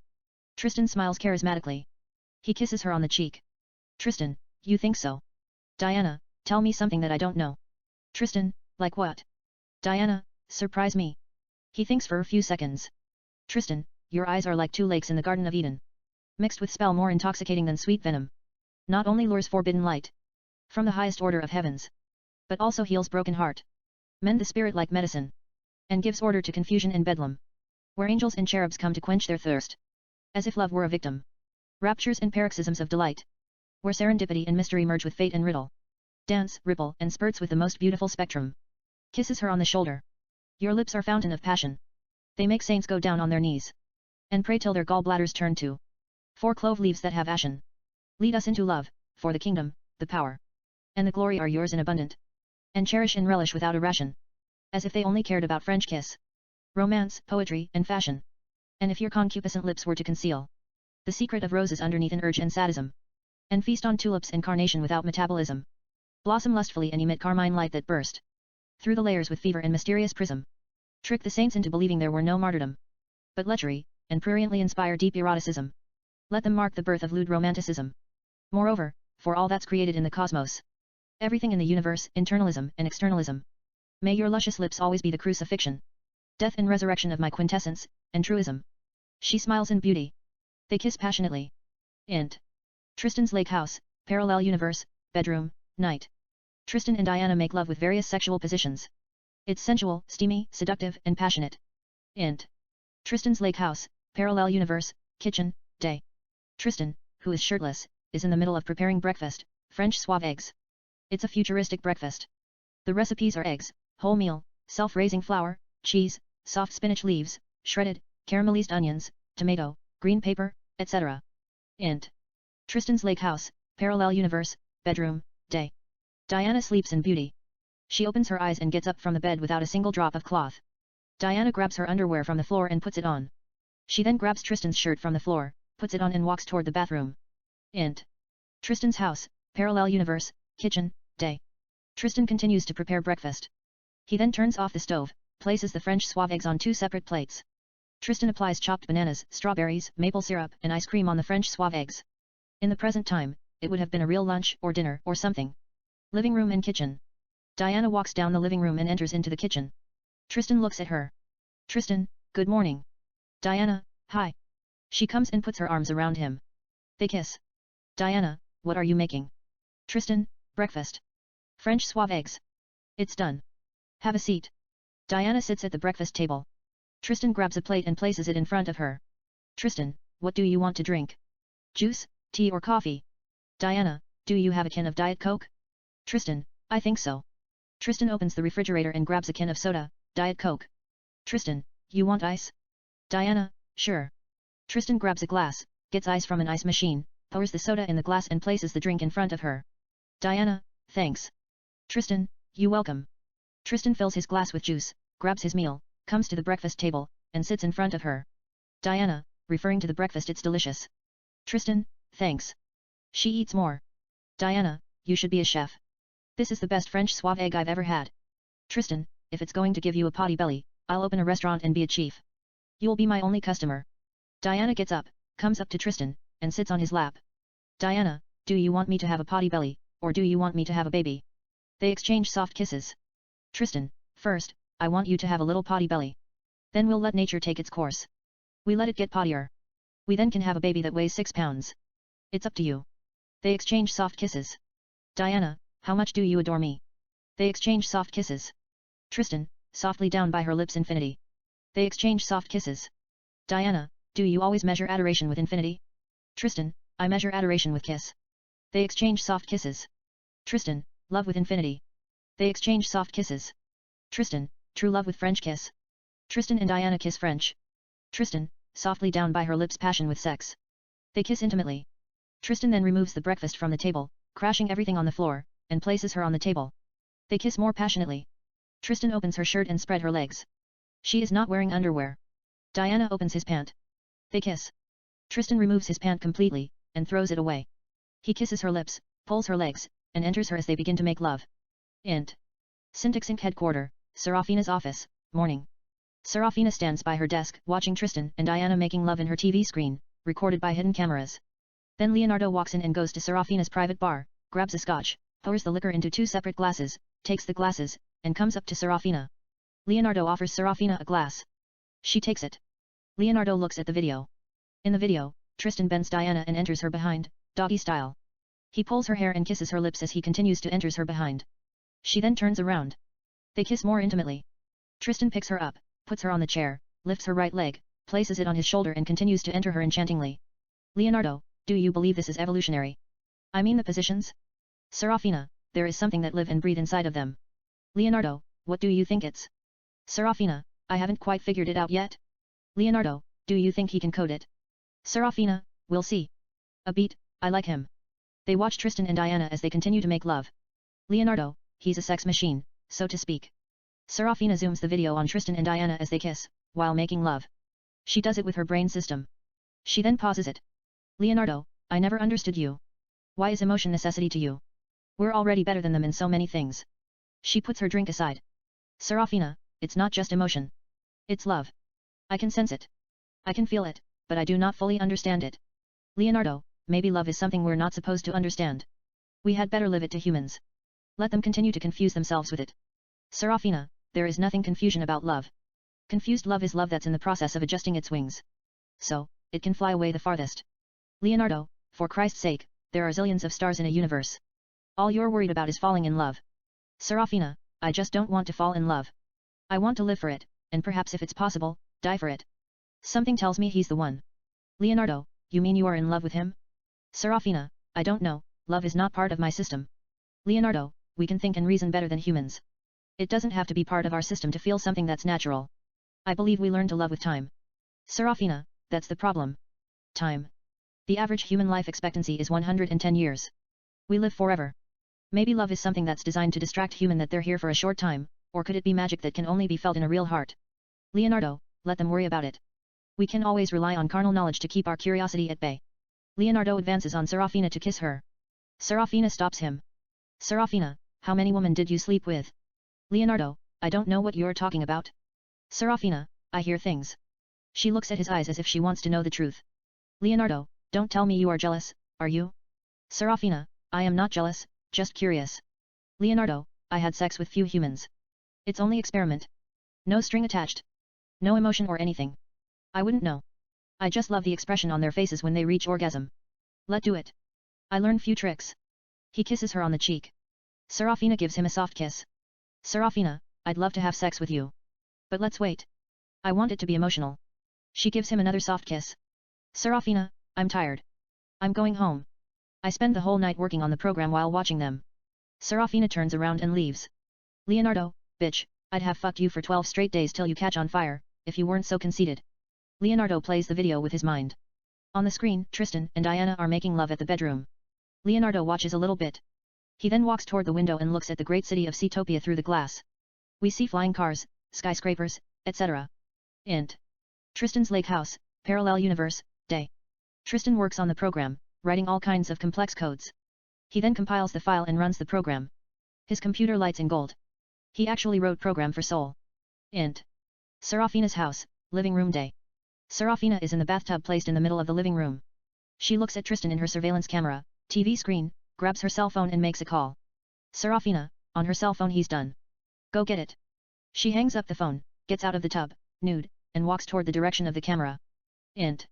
Tristan's lake house, parallel universe, day. Tristan takes shower. EXT Tristan's lake house, parallel universe, day. An established shot of Tristan's lake house. 2 secret servicemen, Vaughn and Chet, in a futuristic limo come driving and park the limo in front of Tristan's lake house. They get out of the car and walk toward Tristan's house. Int. Tristan's lake house, living room, day. The door opens from outside. Vaughn and Chet enter and come to the living room. Tristan, wearing a shower gown, enter the living room. Vaughn and Chet look at him. Vaughn, we came to take the disc. Tristan grabs the disc from his desk and gives the disc to Vaughn. Chet, put on your cloth. You're coming with us too. Tristan, give me a minute. Tristan walks toward to his dressing room. Int. Tristan's house, dressing room, day. Tristan comes up to his closet, opens it revealing all kinds of suits and futuristic clothes, hundreds of them, and shoes, hundreds of them. Tristan doesn't know which one to choose. EXT Tristan's lake house, limo, day. Tristan, wearing an ultra-modern suit, steps out and walks toward the limo. Chet opens the limo's door for Tristan, who seems to have a nice sense of style. Tristan gets in. Chet closes the door and gets in the passenger seat. Vaughn gets behind the wheel. They start the limo and drive away. Int. Limo, moving, VIP seat, day. Tristan presses a button. All kinds of alcoholic beverages appear out of nowhere. Tristan grabs a scotch, pours it in a glass, and takes a sip in ease. EXT limo, moving, day. An established shot of the limo driving in city of Seatopia. It gets up in the air and flies away. We then take it with overhead shot, looking down the city of Seatopia, breathtaking skyscrapers, billboards, futuristic cars flying in the air, all kinds of holograph advertisement in the air, etc. EXT Syntax Inc. Headquarter, day. An established shot of Syntax Incorporated headquarter. Int. Syntax Inc. Headquarter, Serafina's office, day. Serafina looks at Tristan in her surveillance cameras as he comes to her office escorted by Vaughn and Chet. Int. Syntax Inc. Headquarter, Serafina's office, lobby, day. Serafina's secretary Amy sits at the circulation desk. Tristan, Vaughn, and Chet pass by Amy and head toward Serafina's office. Int. Syntax Inc. Headquarter, Serafina's office, day. Serafina gets up and stands in the middle of her office. The door opens. Tristan, Vaughn, and Chet enter. Vaughn gives Serafina the disc. She takes the disc and gives Vaughn and Chet a sign to leave. They turn around and walk away. Serafina, you did it. Congratulations. Tristan, thanks. But I must go back home. Serafina, why do you want to go back home? You can stay here as long as you wish. I'll pay you. Tristan, it's cool. You don't have to pay me anything. It's my gift to you. I just want to return home. Serafina, sure. If that's what you want, I won't stop you. But first let me see how it feels. Serafina places the disc under her rib. She glows like an angel of God. Serafina, wow. It's the most arousing feeling I've ever experienced in my life. Yet, she is in the state of great elation. Serafina, I don't have words to explain what I'm going through. It's pure joy. Yes, How do you stop it? Tristan, it won't stop. It's part of your system. You just have to control it with your mind. Serafina, I'm losing it. I've never felt so much rapture. I didn't want to know how you did it. But I own you one. You can go home. Just come whenever you feel like it. Serafina applies the destination on a holograph system and presses enter. A quantum gate opens. She grabs a briefcase from a table. Serafina, here. Take this, $500 billion. You never know, you might need it. She gives him the briefcase. Tristan takes the case. Tristan, bye. Serafina, take care. Tristan walks through the gate. EXT Tristan in Natalie's house, beach, day. Tristan appears in the beach, near his house, and walks toward his house, carrying the briefcase. Int. Tristan and Diana new house, day. Tristan enters. He comes up to the living room. Living room. Tristan sees Diana in the kitchen. She is wearing Tristan's shirt and red Victoria's Secret underwear. Tristan puts the briefcase on the floor and walks toward the kitchen. Kitchen. Diana is in the middle of making sushi. Tristan walks in. Tristan, hi. Diana, hey. She walks up to Tristan and puts her arms around him. They kiss French. Tristan, what are you cooking? Looks at it, you're making sushi? Diana, it's not easy as it looks. Tristan, it looks delicious. They kiss French. Diana, I'm almost done. Are you hungry? Tristan, I just ate before I get here. Diana, so do you want to have sex? Tristan, I'd love to. They kiss more intimately.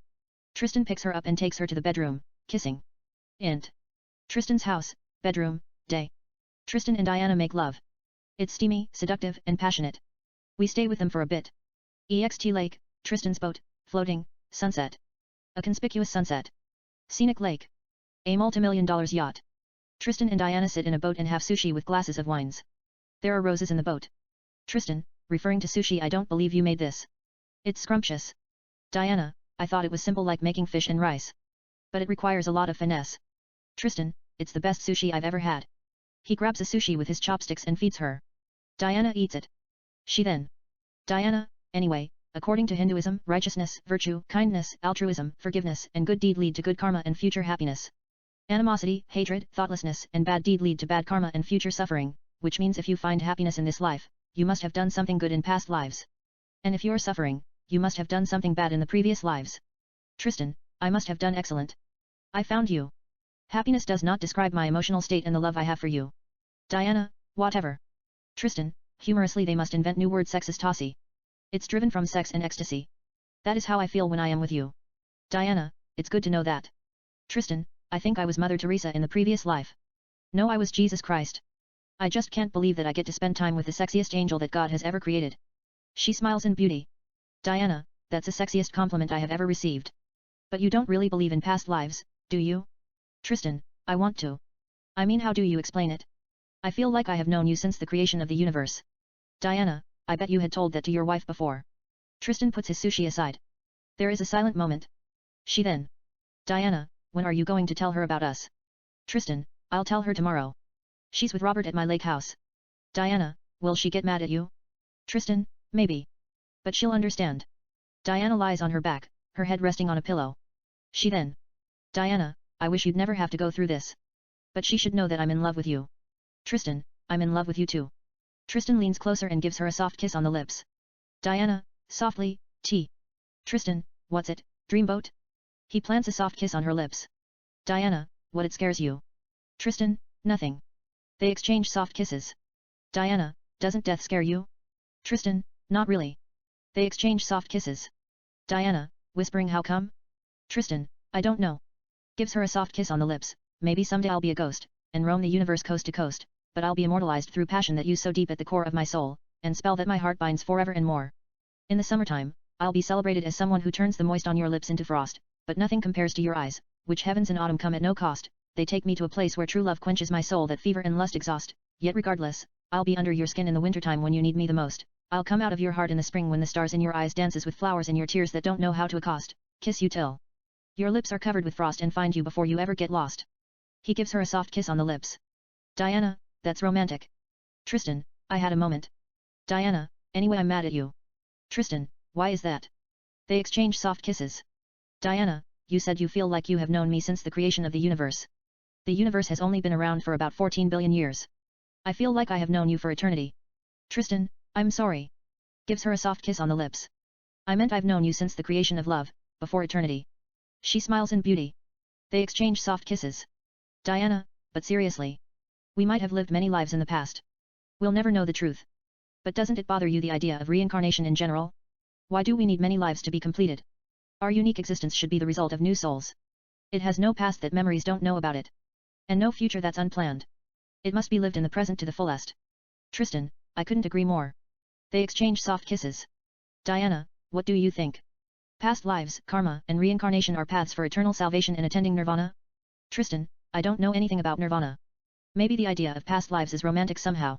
But it's not as promising as the idea of returning in the future. It's matter of opinion. Like you said, there is nothing stored in memories. It's fair game. On the other hand, the past is like nightmare that you want to forget, had already forgotten, and should be left alone. I am comparing past life with the known past that we had gone through. Sometimes, it hunts you. Luckily, there is a little thing called dream that engulfs nightmare, created by past itself while it was in the mood for love, to helps you get by, curb your enthusiasm, and heals your soul. Sometimes, it's the only thing that you can count on, memories that you build for better, for worse, till love do us apart. In contrary, if somehow the truth revealed to us, we will go crazy. Our minds are incapable of processing the past lives. The brain would stop functioning, too much information to process. That is why we don't remember what we did in past lives. We are condemned to take it one life at a time. It's for our own good seemingly. But nobody knows what the nervous system is capable of doing if given time. Nevertheless, the future is paradox characterized by rogue, suave, and undomesticated tenderness. You will have something to look forward. In general, life is sweet. We deserve as many lives as the beats in our hearts, the stars in the skies, and infinity. Not to be completed, but to get even with your lips. He gives her a soft kiss on the lips. Diana, I have a question. What do you mean by undomesticated tenderness? Tristan, humorously, I think I love you so much. I might let you down. Diana, how are you going to let me down if you love me so much? Tristan, I just can't believe what my eyes are seeing, and the way my heart feels about you. Your addiction, the most beautiful girl I've ever laid my eyes on. No matter how high I get. I just keep finding myself the bottomless pit of my heart.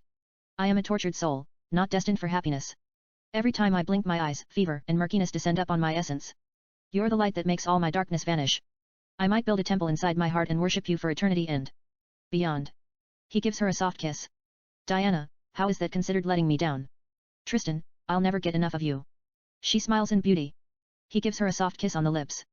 Diana, I'll never get enough of you either. They kiss intimately. She puts her arms around him. Close up, Tristan and Diana. They kiss more passionately. Int. Tristan and Diana's house, bedroom, night. Tristan and Diana make love. We stay with them for a bit. Int. Tristan's convertible, moving, day. Tristan is behind the wheel. Diana is in the passenger seat. They are driving in the breathtaking part of California. EXT Tristan's lake house, day. An established shot of Tristan's lake house. Tristan and Diana come driving and park the car in front of the house. Tristan, carrying a tennis bag, and Diana get out of the car and walk to the house. Tristan rings the bell. Robert opens the door. Tristan, what's up, Robert? Robert, nothing much. Diana, hi. Robert, hi. Int. Tristan's lake house, day. Tristan and Diana enter. Tristan, where is Natalie? Robert, she's in the terrace reading book. Tristan walks toward the terrace. EXT Tristan's lake house, terrace, day. A scenic view of the lake. Natalie sits in a chair reading novel. Tristan comes to the terrace. Natalie looks at him. She puts the book aside, gets up, and approaches him. Tristan puts the bag on the floor. Tristan, under his breath, hi. They hug and kiss. Natalie, where have you been? Tristan, some parallel universe. Natalie, what parallel universe? Tristan, it's a long story. I'll tell you later. Natalie, I thought something happened to you. Why didn't you call? Tristan, I tried, but there is no connection. Diana comes to the terrace. Natalie looks at her. Natalie, hi. Diana, hi. They kiss on the cheeks, greeting. Natalie, what happened? Did you work out your differences with those guys? Tristan, kind of, to Diana, can you wait inside for a minute? I want to talk to her alone if it's okay with you. Diana, sure. Diana goes back inside the house. There is a silent moment. Tristan and Natalie look at each other's eyes. She then. Natalie, what's she doing with you? Tristan, actually, I came to tell you that I'm in love with her. Natalie, what do you mean you're in love with her? You just met her a couple weeks ago. Tristan, I didn't plan it. It just happened. Natalie, in that case, I have a confession to make. While you were away, I seduced Robert. We had sex. I thought you should know too. Tristan, it's okay. He told me. Tristan grabs the bag. Tristan, here $300 billion. You can use the money to buy whatever you need. Tristan gives her the bag, money. Natalie opens the bag and looks at the money. She can't believe it. Natalie, where did you get the money? Tristan, from parallel universe. Natalie, what's this parallel universe that you're talking about? Tristan, I did them a favor. Syntax intelligence. They live in a universe that exists in same space and time with our universe hidden from our sight. I wrote them a program. They paid me a lot of money. I'll tell you about it later. But now if you are truly in love with Robert, I'll support you. Natalie, I love him. He's the smartest person I've ever met. He's very romantic. It feels like he has a real soul. I don't mind spending the rest of my life with him. He makes me feel the happiest. Tristan, so give it a shot. You never know where it leads. Natalie puts the bag on the floor. Natalie, what about children? I want babies. Tristan, who's going to stop you from having babies? You can have babies with artificial insemination. Everybody does it nowadays. Natalie, what about the children? How are they going to feel having a for a father? I mean, I know Robert is different. But he's still artificial intelligence. Tristan, trust me, the children will love him. He's one of the most likable persons in the world. He'll be a great father. Natalie, what about you, what are you up to? Tristan, nothing. Diana and I are thinking about moving to Paris. I'll come and visit you whenever I get a chance. Natalie, I want to marry Robert. I want you to be his best man. I don't mind, she can be a bridesmaid if she wants to. Tristan, does Robert know about it? Natalie, it's his idea. He asked me to marry him. I told him I'll think about it. I am still with you. I'll give you a divorce if you promise me to be his best man. Tristan, sure. I'll be his best man. But first, I'll ask a friend of mine, who lives in the parallel universe, to do me a favor. She'll fix him. Int. Syntax Inc. Headquarter, Parallel Universe, Lab, Day. We see Robert going through a total transformation. They put all kinds of new syntax parts, replacing old parts. We stay with them for a bit. EXT Beach, Pacific Ocean, Wedding Chapel, Day.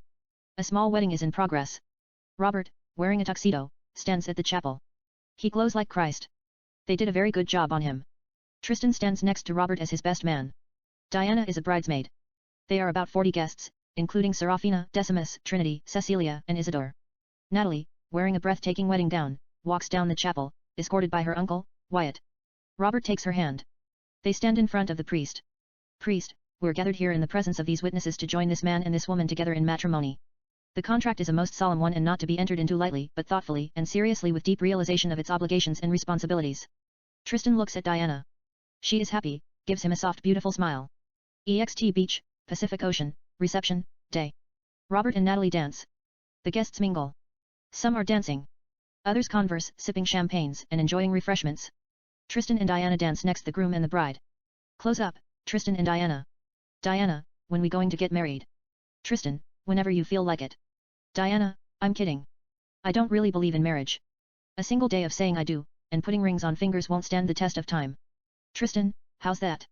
Diana, love is a vow that you keep in your heart forever. Tristan, you convinced me. I might never get married again. Diana, what's love to you? How do you define it? Tristan, love is an eternal rose that grow in the marriage of true hearts in the garden of heartbeats and a promise that inflicts saintly pain into your essence. It's also a covenant that blossoms in two bodies as a single oath like a mysterious butterfly that feeds on the rose, which passion sparkled with dew droplets, and breeze fervently through your darkest memories with the vision of your soulmate, and burst into your quintessence with the most beautiful light and the sweetest scent. Each nanosecond is love at first sight. The sun would shine forever and your heartbeat forget there were never night. She smiles in beauty. They exchange soft kisses. Diana, that's the best definition of love. But I have a question. What's mysterious butterfly? Tristan, it's nothing, means love without mystery is not love. It's friendship. We need a little bit mystery in our souls no matter how true love is. Diana, that's what I thought too. They exchange soft kisses. Diana, Sarah Johnson said, I get pain in the left breast where my heart is located when I'm in love. But sometimes I get pain in my solar plexus when I'm not sure what I'm doing. I don't know how it happens. Perhaps it's when I get caught up with my emotion inquiring into forbidden desires, and exploring the unbeknownst. It's scary. It's enigmatic. It's exciting. It's mystery. That's how I feel about mystery too. It's a feeling of uncertainty abstracted with puzzlement, fear, joy, pain, forbidden romance, passion, and phenomena that cut through your bones and take you to a journey to unknown. Tristan, that's best definition of mystery I've ever heard. They exchange soft kisses. Tristan looks at the bride and the groom as they continue to dance. Tristan, could there be mystery in marriage? Diana, I think there is mystery in everything. But searching for mystery in marriage is like watching your wedding video every day. It's sweet. But you'll get fed up eventually till you do something forbidden about it, even though most marriage are safe haven for secrets. Tristan, what do you mean by do something forbidden about it? Diana, humorously infidelity. He smiles softly. Tristan, most people believe marriage gives them a reason to be faithful. Diana, you weren't faithful to your wife. Tristan, I'm not perfect. I make mistakes like anybody. Diana, I am fucking with you. I don't believe in infidelity. But your mistake led you to me. It doesn't really count, does it? They exchange soft kisses. Tristan, it's not my mistake that led me to you. It's fate. They exchange soft kisses. Diana, I bet you told your ex that fate led you to her. Tristan, I told her so many romantic things. But I doubt if I have never told her fate led me to her. Diana, what romantic things did you tell her? Tristan, I told her how she was my favorite girl, the love of my life, and how she was the best thing ever happened to me. Diana, do you feel the same way about me? Am I your favorite girl, the love of your life, and the best thing ever happened to you? Tristan, more than that. You're everything to me. I look at your lips, I go insane, I recite love poems till my heart grows twice the size of my lungs, and bursts out of my chest, searching for my breath that you decided to take. I fall with my knees, and fix my rib bones that I had to break. I get lost the deepest part of my heart, where there is nothing, but your face and the reflection of your beautiful eyes on the purest lake, and find no reason to doubt that God created you out of my soul, to see what the good Lord could make while I was wide awake. She smiles in beauty. They kiss French. On the soundtrack, music plays. EXT Tristan's private jet, flying, day. Tristan's private jet flies in the air. Int. Tristan's private jet, flying, day. Tristan and Diana sit in sofas with glasses of champagnes. They are talking, but we don't hear what they are saying due to the music on the soundtrack. Tristan says something. Diana smiles in beauty. She gets up and sits on his lap. They talk between soft kisses. They then kiss French. Montage, Paris. Future Paris, the Eiffel Tower, Café Les Deux Magots and Saint-Germain-des-Prés, skyscrapers of La Défense, Notre Dame de Paris, the futuristic city of Paris, panoramic view of the Ile Saint-Louis, the Place de la Concorde, Avenue des Champs-Élysées, Seine River, Paris bridges and many more. Montage, Tristan and Diana. Louvre, day. Tristan and Diana visit Louvre. We see all kinds of futuristic paintings and sculptures. Tristan and Diana look at new and old paintings and sculptures in series cut. Tristan's new futuristic convertible, Tristan and Diana drive in the street of Paris. Tristan is behind the wheel. Diana is in the passenger seat. They are talking. But we don't hear what they are saying. Tristan, who is not wearing a seatbelt, must have said something romantic. Diana unbuckles her seatbelt, comes, and sits on his lap. They talk between soft kisses as they continue to drive like daredevils. Paris Boutique, Diana comes out of the dressing room, wearing a radical gown and shows Tristan the dress. Tristan is taken by her sense of fashion. Diana comes out of the dressing room wearing another radical gown and shows Tristan the dress. Tristan thinks she's gorgeous. Diana comes out of the dressing room, wearing the raciest dress we have ever seen in our life, and shows Tristan the dress. Tristan is mesmerized as if she were the sexiest thing that he has ever seen in his life. Diana comes out of the dressing room, wearing a breathtaking state-of-the-art dress, and shows Tristan the dress. Tristan tells her she looks beautiful. Diana comes out of the dress room wearing a red Valentino gown. Diana comes out of the dressing room wearing a sex avant-garde dress, etc. Restaurant, night. Diana, wearing an alluring dress, and Tristan sit at a romantic restaurant with glasses of red wines. On the stage, a girl named Kirsten sings in French. Tristan gives Diana his hand to dance. She takes his hand. They get up, comes to the dance floor and dance slow. Tristan and Diana talk between soft kisses. They then kiss intimately. Bridge/Seine River, night. Tristan and Diana take a walk in a bridge of Seine River, talking. We don't hear what they are saying due to the music on the soundtrack. Tristan takes out QVF from his chest pocket and throws it in the river. The music falls in the background. Diana, what's that? Tristan, it's QVF. I don't need it anymore. They stand lips to lips. Diana, tell me something that I don't know, like do I still give you pain on your hips? Tristan smiles charismatically. They exchange soft delicious kisses. Tristan, love me tender. Love me sweet. Never let me go. You have made my life complete. And I love you so. It's a song written by Elvis. Helen of Troy might have placed light in the heart of Paris. But no man can honestly fathom the depth of your beauty and right. A love song even if it were June. Shakespeare cannot compose a sonnet that he can compare your smile with. Even in the afternoon. The brightness on your cheeks would compel Helen, the face that launched 1,000 ships. As the sun does to the moon. Your spellbinding eyes invite secret beams. And forbidden light from the garden of love. Where angels and saints spent day and night. Kissing, caressing, and courting in eroticism. Till love sweats out of their hearts. And distinguished itself from lust. Created for enjoyment, pleasure, and relish. And gives into things that are suggestive. Stimulating, innocent, and seemingly devilish. Your sensuous lips lure bees. That bite like jellyfish. Yet they're so unselfish. They give eternal life to a soul.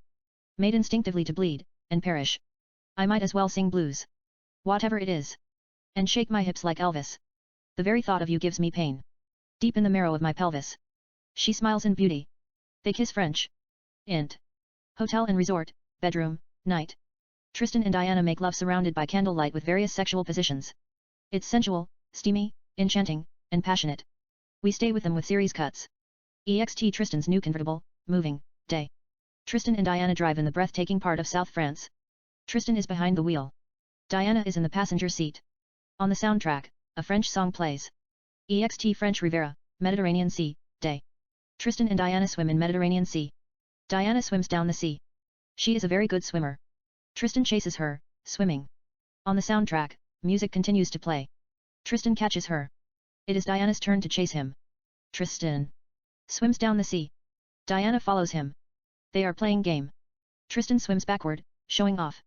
Diana approaches him, swimming. Tristan goes under the water, so does Diana.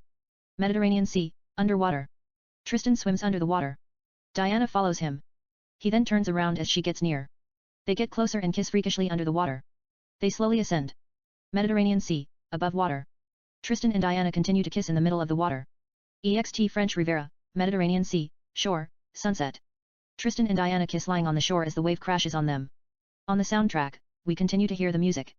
Int. Hotel and resort, bedroom, night. Tristan and Diana make love surrounded by candlelight. It's sensual, suggestive, and intimate. We stay with them for a bit. EXT Serafina's palace, night. An established shot of Serafina's multi-billion-dollar palace. It's nothing like we have ever seen. Breathtaking gardens, 5 swimming pools, 6 guest rooms. The guest rooms look like Buckingham Palace, artificial lakes and rivers that have bridges, etc. There is no word that can describe it. Int. Serafina's palace, party, night. A big glamorous party is in progress. Elites, nobles, models, movie stars, and artificial intelligence that look like human beings mingle in ease. Serafina converses with a young man named Vincent. At the entrance, Diana, wearing a lovely red gown, and Tristan walk in. Serafina sees them. She excuses Vincent and approaches them. Serafina, hi. Tristan, hi. They kiss on the cheeks, greeting. Serafina, to Diana, what's up? Diana, nothing much. They kiss on the cheeks, greeting. Serafina, to Diana, you look irresistible.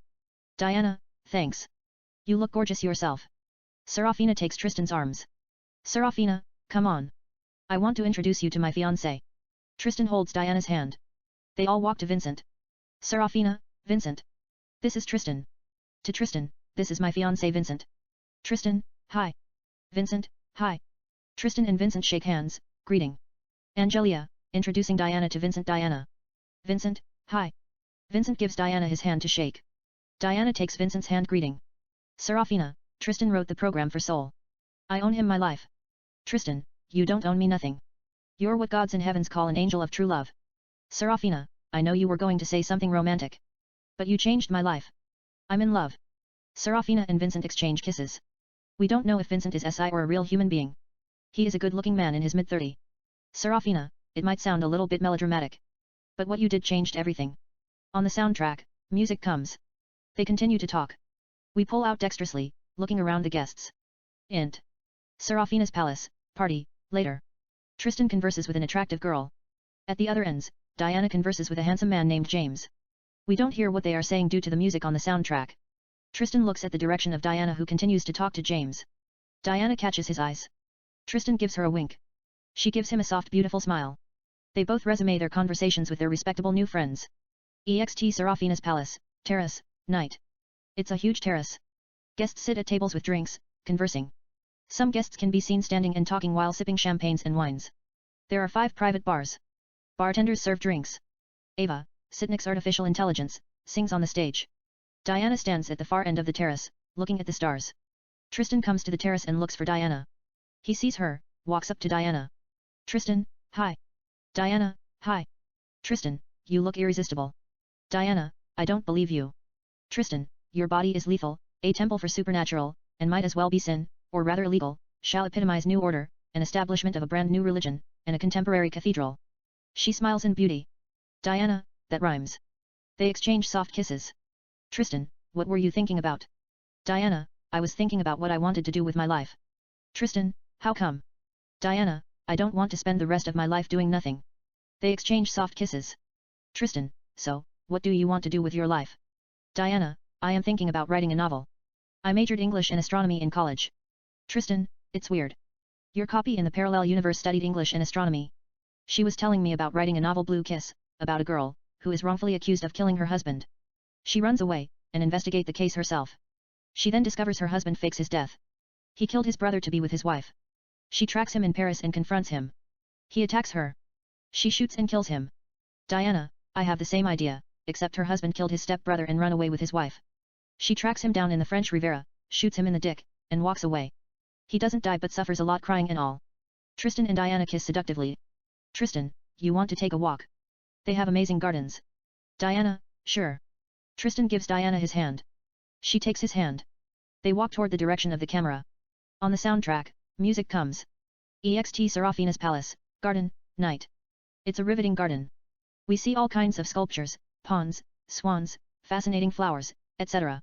Tristan and Diana take a walk conversing. We don't hear what they are saying due to the music. Then the music falls in the background and plays softly. Tristan, who was that man that you were talking to? Diana, nobody. A beat, he asked me to do Virux. I told him, thanks but no thanks, and walked away. Tristan, humorously, why is that? Diana, he just want to take me upstairs, get me high and fuck me. Tristan, what's wrong with that? Diana, what do you mean what is wrong with that? Tristan, humorously, you talked about infidelity. Little bit adventure won't affect our relationship. Diana, humorously, would that be okay with you? Tristan, I just want you to have fun. Diana, are you testing me? Tristan, what do you think? Diana, I can't tell. Tristan, that was a joke. I just said it for the sake of conversation. They exchange soft kisses. Diana, I would have done it, not the fucking. Just the drug. But if you take Virux, there is no turning back. Buddha talks about nirvana, all that perfect happiness. That's just illusion. But if you take Virux, your brain will be flooded with molecules. There is nothing illusion about it. You find out that happiness is nothing but a chemical reaction in the brain. Virux raises the amount of dopamine, noradrenaline, and serotonin. They are pleasure-elevating molecules. The question is, how can we get access to these emotions without drugs? Maybe that's too much to ask. Few years ago, people used to get high with Psychotin, Morphix, and C. Now people are into Virux, Lynx, and Ice. More powerful than all the previous drugs. They have the power to stimulate certain parts of our brains effectively. Of course, they have side effects. We develop dependency. We become addicted to them. But the brain is one of the most mysterious organs in your body. You never know what's capable of producing if it's introduced to drugs that are more potent than Virux, Lynx, and Ice. We might have out-of-body experience. I'm not talking about drugs that allow you to access 100% of your brain. But drugs that target the pleasure center of the brain and release new chemicals that create a feeling of pure euphoria. Tristan, you sound like you're up to no good. Diana, no. I'm just stating the fact. I've always been interested in things that stimulate the brain. Tristan, we just have to open our skulls, cut the brains and do an experiment on the limbic system. They regulate our ability to feel pleasure. Diana, I was just fucking with you. I said it for the sake of chat. Let's talk about something else. I don't like talking about drugs. They disrupt the brain flawless mechanisms, how neurons transmit and process information that are critical for our daily lives. Tristan, I couldn't agree more. Diana, basically, they change how our brains function. The brain stops producing chemicals that we take for granted. They decrease the amount of dopamine release on the reward circuit of the brain naturally, which result in the reduction of pleasure. Tristan, so, are you going to write a novel? Diana, I might write a novel about a girl who finds herself in two parallel universes at the same time. One is a paradise. The other is chaotic. She works at an advertisement agency as a creative director in the chaotic world. She has a husband who doesn't appreciate her. Simultaneously, she's a fashion designer in the peaceful world. She's in love with an artist, whom she makes love to whenever she gets a chance. Later, she discovered the two universes are actually interconnected. Her action in the chaotic world created the peaceful universe. In the end, she meets the artist in the chaotic world. They make love. She decides to live with him. Tristan, it sounds interesting. Diana, she can't help it. I mean, it's not up to her. One minute, she's in the peaceful world with the artist in Rome. The next minute, she's in the chaotic world with her stressful and demanding advertisement agency job in New York City where anything can go wrong will go wrong if she doesn't focus. Plus her husband is having an affair with another girl. That doesn't really bother her. Yet if she leaves the chaotic world, the peaceful world will disappear as well. Suppose if she quits her job in New York City and moves to Rome, she'll find Rome that is plain. Rome that is glamorous. Rome that she knows and loves doesn't exist in reality. She's also madly in love with the artist in the peaceful world. Or she would have quit her job and live a normal life. You know, stop this confusion, going back and forth. Luckily, she runs into the artist by accident in New York City. He doesn't know who she is. But he's attracted to her, love at first sight. He does her portrait. They make love. The two universes merge as one. The confusion stops. She quits her job. They move to Milan. She chooses to spend the rest of her life with him. Tristan, that's something. We'll turn it into a movie. You write the story. I'll produce it. Diana, who's going to play the male lead role?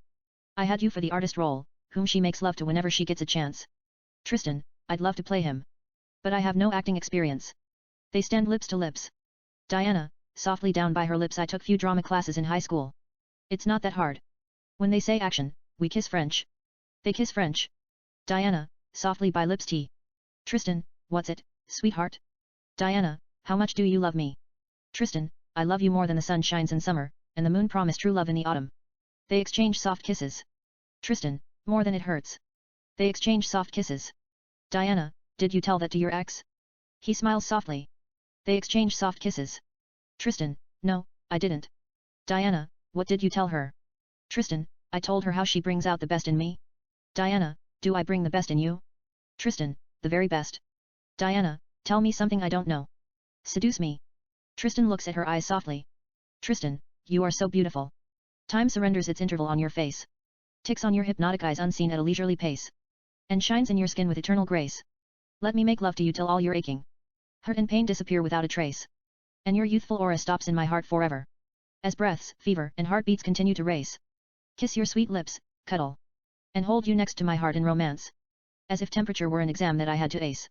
And make love to you more. Till we have out-of-body experience. And true love sets its covenant in our souls at the base.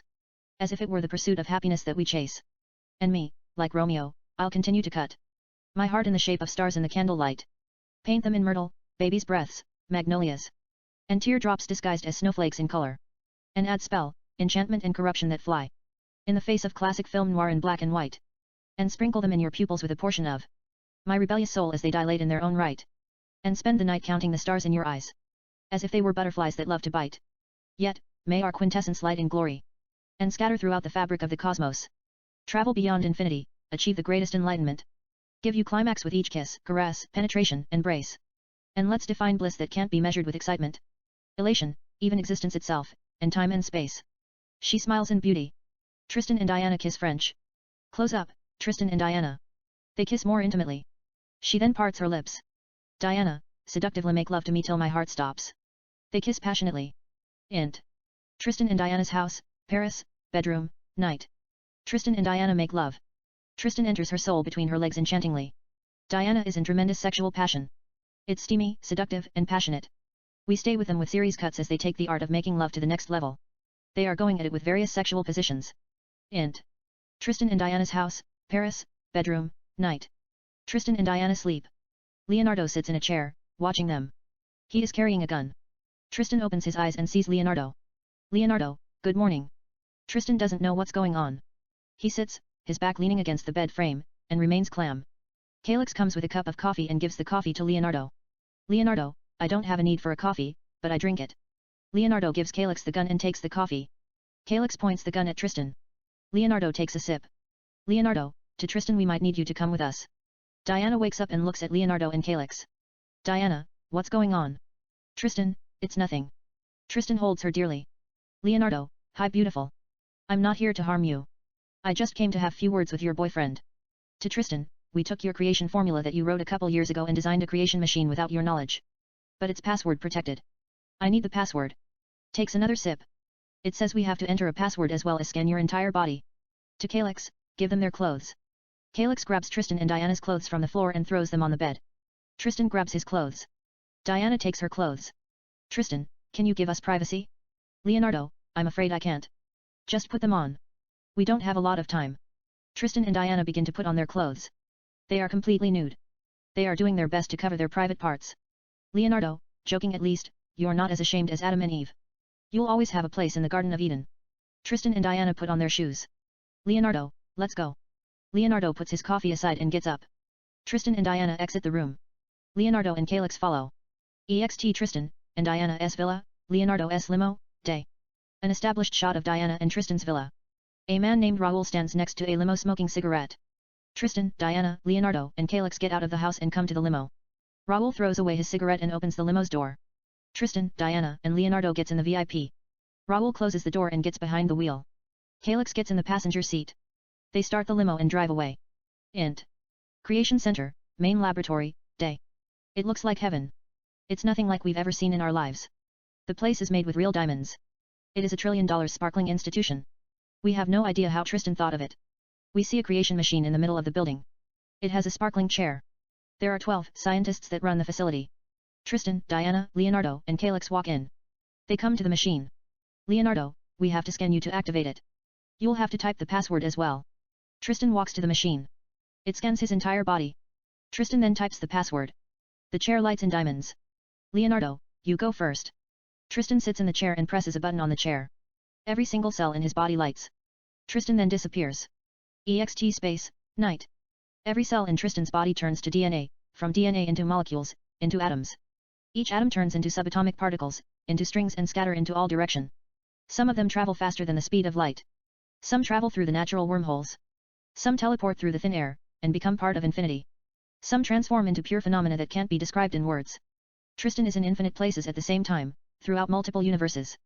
We see stars, galaxies, universes, multiverse, the vast emptiness of space, infinity, and beyond, the ultimate climax of existence.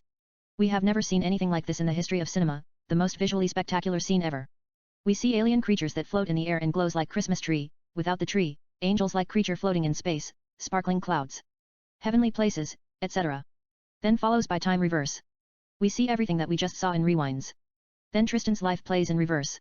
From 32 years old man into a young man 16. From a young man 16 into a soft, from a soft into infant. He then travels back in time before the formation of the universe, into the vast emptiness of space. We see angelic-like creatures. Tristan then comes to a heavenly palace. He walks down the palace and sees the cradle of creation, the thing that started everything. Tristan comes to the treasure. He slowly grabs it. There is magic. He takes another spellbinding journey throughout the infinite space and time. Int. Creation Center, main lab, day. Tristan returns to the center. Leonardo looks at him in wonder. Leonardo, how was it? Tristan, it was something. Tristan gets up from the chair. Leonardo, did you get it? Tristan, what are you talking about? Leonardo, the cradle of creation. The treasure. Tristan, no, I didn't. Leonardo, I don't believe you. Leonardo sits in the chair and presses the button. He glows and disappears. EXT space, night. Every atom in Leonardo's body turns into molecules, into subatomic particles, into strings and scatter into all direction. The same thing. Some of them travel faster than the speed of light. Some teleport through the thin air, some travel through the natural wormholes, and become part of infinity. Leonardo can't comprehend the depth of the universes and time and space. He is in multiple places at the same time, throughout the universe, stars, galaxies, multiverse, the vast emptiness of space. Infinity and beyond. Then. Time plays in reverse, fast rewind. Leonardo travels back in time. We see some of the things that he did previously. Then Leonardo goes back in time, before the creation of the universe. We see angelic-like creature, sparkling stars, all kinds of colorful clouds, etc. Leonardo comes to the same heavenly palace, walks down the palace, and notices the treasure is gone. Then automatically, he travels through the infinite space. Int. Creation Center, Main Lab, Day. Leonardo returns to the center. Tristan holds Diana's hand. They slowly begin to walk toward the exit. Leonardo gets up. He collects his composure and sees Tristan and Diana walking toward the exit. Leonardo, stop them. Tristan and Diana teleport through the thin air and escape. EXT Paris, Eiffel Tower, Day. Tristan and Diana appear at the Eiffel Tower. Diana, how did you do that? Tristan takes out the treasure from his pocket and shows her. Diana, wow. What's that? Tristan, it's the cradle of creation. The very thing that started everything. Diana, where did you get it? Tristan, far away infinity. If it falls in the wrong person's hands, they can destroy anything. It can annihilate the universe in the blink of an eye. Diana, why did you bring it? Tristan, Leonardo would have taken it if I didn't get a hold of it. Here, check it out. Tristan gives her the treasure. Diana holds it. She is enthralled by the treasure. Diana, it's orgasmic. Tristan, it's the ultimate treasure. Nothing comes close to it. Diana, I feel like a feather floating in the air, as if I'm having out-of-body experience. She gives him the treasure. Tristan, they'll come after us. We must leave Paris. Diana, where? Tristan, we must get back to California. Come on. Tristan takes her hand. They teleport to California. Int. Santa Barbara, Pacific Ocean, beach, night. Tristan and Diana appear in Santa Barbara Beach at the Pacific Ocean. Diana, where are we? Tristan, Santa Barbara, California. That's my house over there. Diana looks at Tristan's house. It's $1 billion palace. Diana, it's a nice house. Diana has seen it all. She was married to the richest man in the solar system. Tristan, it cost me quite a fortune. Diana says nothing. They continue to walk toward the house. She then. Diana, what are you going to do with the thing, the cradle of creation? Tristan, I was planning to keep it. But it's the most powerful treasure in the cosmos. Nobody can will it. Diana, where are you going to keep it? Tristan, I must hide it. Diana, where are you going to hide? Tristan, here, in my palace. They come to Tristan's palace. Tristan applies the code on the wall and opens the gate. Tristan and Diana enter. Int. Tristan's palace, day. It's unbelievable. It makes Winter Palace a conference room. Tristan and Diana walk down the palace and come to the main living room, west side. Tristan, I have a safe room. No one can break it. It's in the east side of the building. Tristan and Diana continue to walk down the palace. It's an immense house. Int. Tristan's palace, east side, safe room 1, day. Tristan and Diana come to safe room 1. Tristan applies the code on the gate and opens it. Safe room 1. Tristan and Diana walk in. There are about 30 paintings. Tristan comes to a painting. He applies the code on the wall and opens the painting like a door, revealing a secret room. Secret room. Tristan and Diana enter. The room has laser security. It also has holograph security system. There is a big vault.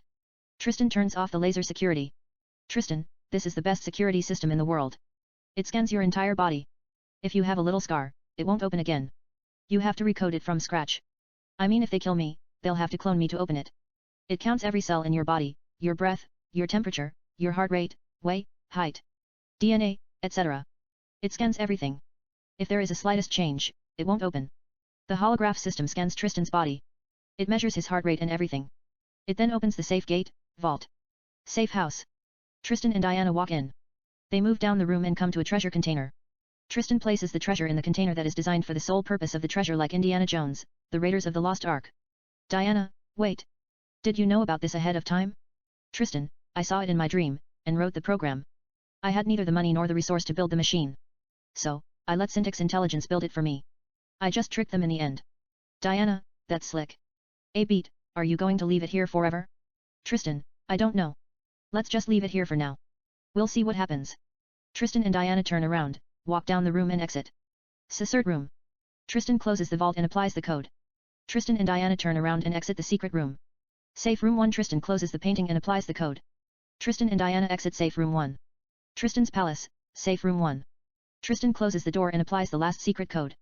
Tristan and Diana turn around and walk toward the direction of the camera. Int. Tristan's palace, east living room, day. Tristan and Diana come to east living room. Diana, what's next? Tristan, do you know how to fire a gun? Diana, no. I've never touched a gun in my life. Tristan, but you touched the treasure. You see, it has power to make anybody do anything. Try to move that vase over there with your mind. Diana looks at the vase. It falls and breaks down into pieces. Diana, wow. That's crazy. Tristan, come on. Tristan takes her hand. They come to the far end of the living room where there is a painting. Tristan applies the code on the wall and opens the painting like a door, revealing a gun room. Int. Tristan's palace, gun room, day. We see all kinds of futuristic guns, hundreds of them. Tristan and Diana walk in. Diana can't believe what she is seeing. Diana, what are you? Are you some kind of secret service? Tristan, it's better to be prepared for the worst than to be caught off guard. Tristan grabs a sexy futuristic gun and gives the gun to Diana. Diana holds it like she has fired a million guns. Tristan takes a futuristic gun, walks down the room and touches a button on the wall. The wall slide opens, revealing a huge target practice room. Tristan, let's practice. Target practice room. Tristan and Diana enter. We see all sorts of targets. Tristan fires into an impossible target. The bullet bends like the movie Wanted and hits the target. Diana is impressed. Diana, how did you do that? Tristan, it's easy. It's all in your mind. Tristan fires again and hits another impossible target. Tristan, you tell the bullet where to go. Try it. Diana fires and hits an impossible target. Diana, did I just do that? Tristan, the bullet obeys you before you even fire the gun. It's like looking into the future. You can manipulate anything. Diana fires and hits another impossible target. Tristan, you see what I mean? Tristan fires and hits an impossible target. Diana fires and hits an impossible target. Tristan fires and hits an impossible target. Diana fires and hits an impossible target. They are having a lot of fun, hitting one impossible target after another. Int. Tristan's palace, main living room, night. Tristan and Diana sit on a luxurious fur floor mattress with pillows, like a king and a queen, and watch classic movie while enjoying sushi and glasses of red wines. There are surveillance cameras behind the main TV. We see all kinds of guns next to Tristan and Diana. Tristan and Diana seem to be into the movie. Then in the surveillance camera, we see about 30 motorboats and 60 mercenaries sailing toward Tristan's house. Tristan looks at them. Tristan, here they come. Diana looks at them. Diana, what are we going to do? Tristan, we're going to kill them. Tristan gives her a gun. They get up. Diana, I don't want to kill anybody. Tristan, we have no choice. They came to take the treasure. We can't give them. They'll destroy the universe. She looks at the surveillance cameras. They continue to sail toward Tristan's house. Diana, there are a lot of them. Tristan, it's all right. We'll take care of them. Remember, you can do anything you want to. It is all in your mind. They kiss French. EXT Pacific Ocean, Tristan's palace, night. Calyx and 60 mercenaries in motorboats come sailing to Tristan's palace. They get out of their motorboats and invade Tristan's house like special forces, taking position and advancing throughout the villa as if they are taking over a small country. Int. Tristan's palace, night. Tristan and Diana move down the palace calmly. Then come 10 guys breaking through the glass windows, and fire at Tristan and Diana. Tristan and Diana let the bullets pass them by in slow motion like the Matrix, and kill all the bad guys in a heartbeat. Pow. Pow. Pow. Pow. Tristan and Diana walk toward the next room. The bad guys blow up the door. 5 bad guys enter and fire at Tristan and Diana. Tristan and Diana hide by columns. The bad guys continue to fire at them. Tristan and Diana come out of the hides, shoot and kill all of them. Pow. Pow. Pow. Pow. 6 more bad guys come behind Tristan and Diana and fire at them. Tristan and Diana make spectacular move dodging bullets. They shoot and kill all of them. Pow. Pow. Pow. Pow. Tristan and Diana move down the palace. 10 bad guys enter the palace, breaking through the glass roof, dropping down from 2 SWAT helicopters, and fire at Tristan and Diana. Tristan and Diana dodge the bullets. They fire at the bad guys bending their bullets. They kill all of them. The bad guys in SWAT Helicopter 1 and SWAT Helicopter 2 fire at Tristan and Diana with big machine guns. Tristan and Diana run down the palace as bullets miss them by inches. Then Tristan and Diana do acrobatic moves, spin in the air, and fire at the helicopters. Pow. Pow. Pow. Pow. They hit the engines and the pilots. The helicopter smokes like a bad spaceship in hell. Helicopter 1 flies in the air awkwardly. It falls and explodes by Tristan's palace at the water fountain. Helicopter 2 spin out of control. It's about to crash inside Tristan's palace. Tristan takes Diana's hand. They run down the palace and hit the floor just as Helicopter 2 crashes and explodes. Tristan and Diana get up. The building is on fire. Luckily, the building is made to protect fire. Dry chemical powder, potassium bicarbonate and sodium bicarbonate, and shower come out of everywhere and put out the fire. Yet it continues to rain. It wets Tristan and Diana. Tristan, are you all right? Diana, yes. I'm. They kiss passionately like Antonio Banderas and Salma Hayek in Desperado. Tristan, Come on. Tristan takes Diana's hand. Yet before they take another step, 40 mercenaries surround Tristan and Diana, pointing their machine guns at them. They want them to surrender. Tristan and Diana have no plan to lay down their guns. Tristan and Diana fire at the bad guys, killing the first 5 bad guys in a heartbeat. The bad guys fire at them. Tristan and Diana let bullets go by them, dodging, and continue to kill the bad guys with breathtaking action sequences, bending their bullets, doing acrobatic moves and firing at the bad guys, accessing guns about thin air, from parallel universes, teleporting through thin air, coming behind the bad guys and shooting them, etc. They even turn into multiple, quantum, Tristan and multiple, quantum, Diana and massacre all the bad guys in unbelievable action sequences. Yet their power seems to fade away. Tristan is shot in the side of his abdomen by the last mercenary in the room. Tristan shoots him between his eyes. The bad guy falls and dies. Tristan looks at his wound. It's not life-threatening. He will live. Tristan approaches Diana. She sees his wound. Diana, you're shot. Tristan, it's all right. It's only flesh wound. I think we're losing some of our powers. I don't know how that happens. Tristan and Diana look at surveillance cameras. There are over 100 bad guys moving throughout Tristan's palace. The bad guys appear from everywhere led by Calyx, and surround Tristan and Diana. Then out of nowhere comes Leonardo. Leonardo, it's over. Just give me the treasure. Tristan thinks twice. Calyx grabs Diana and points his gun on her head. Leonardo, if you don't give me the treasure, Calyx will kill her. Tristan, okay guys. Be cool. I'll give it to you. Just don't harm her. Leonardo, where's it? Tristan, it's in the safe house. Leonardo, take us. Tristan, Diana, Leo, Calyx, and a couple of mercenaries, pointing their machine guns at Tristan and Diana, move down the palace. Int. Tristan's palace, safe house, night. Tristan applies the code as Leonardo, Calyx, Diana, and a man named Quentin watch. The holograph scans Tristan. It measures his heart rate, body temperature, DNA, etc. It matches them with the information that is stored. There is a wound in Tristan's body. It tells him access denied. Tristan quickly recodes it like a magician. The safe gate opens. Safe house. Tristan, Diana, Leonardo, Calyx, and Quentin enter and come to the treasure. EXT Pacific Ocean, military helicopters, flying, night. We see about 50 advanced military helicopters flying in the air. They are heading to Tristan's palace. Int. Military helicopter 1, flying, night. Serafina sits in the VIP, looking at Tristan and Leonardo in her laptop, that's recorded secretly. She can also see some of the activities in Tristan's palace. Int. Tristan's palace, safe house, night. Leonardo takes the treasure from the treasure container and looks at it. He then places it in a safe box.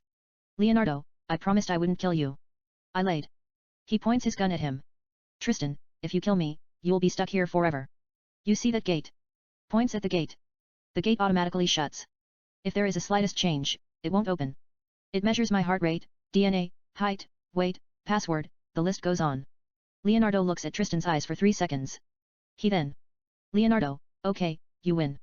Just open the door. It was a joke. I'm not going to kill you. Tristan, what guarantee I have? Leonardo, none whatsoever.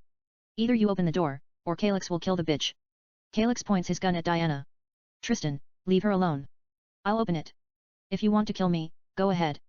You have my blessing. Just don't touch her. Leonardo, sure. Open it. I'm not going to hurt anybody. I came here for the treasure. I got it. I just want to leave in peace. Tristan applies the code. The holograph scans his body and checks his body temperature, heart rate, etc. The gate opens. Security room / safe house. Just as Leonardo exists, out of nowhere comes Vaughn and shoots him in the head with a super gun. Leonardo falls and dies at the spot. Meanwhile, Quentin shoots and kills Calyx. He is part of Serafina's spy. Serafina comes to Leonardo's dead body. Chet is present as well. Serafina opens the box, takes the treasure, looks at it, and smiles with joy. Serafina gives the treasure to Chet. Chet places the treasure in a safe case. Tristan and Diana come out of the safe house. Serafina looks at them. Serafina, to Tristan, how are you? Tristan, fine. Serafina, you don't mind if I take it, do you? Tristan, not at all. Serafina, it's not safe in here. If it gets in wrong person's hands, they'll destroy everything. I'll keep it in a safer place. Tristan, sure. She walks up to Tristan and kisses him on the lips. Serafina, take care. Serafina leaves with her troops. Tristan gives Diana his hand.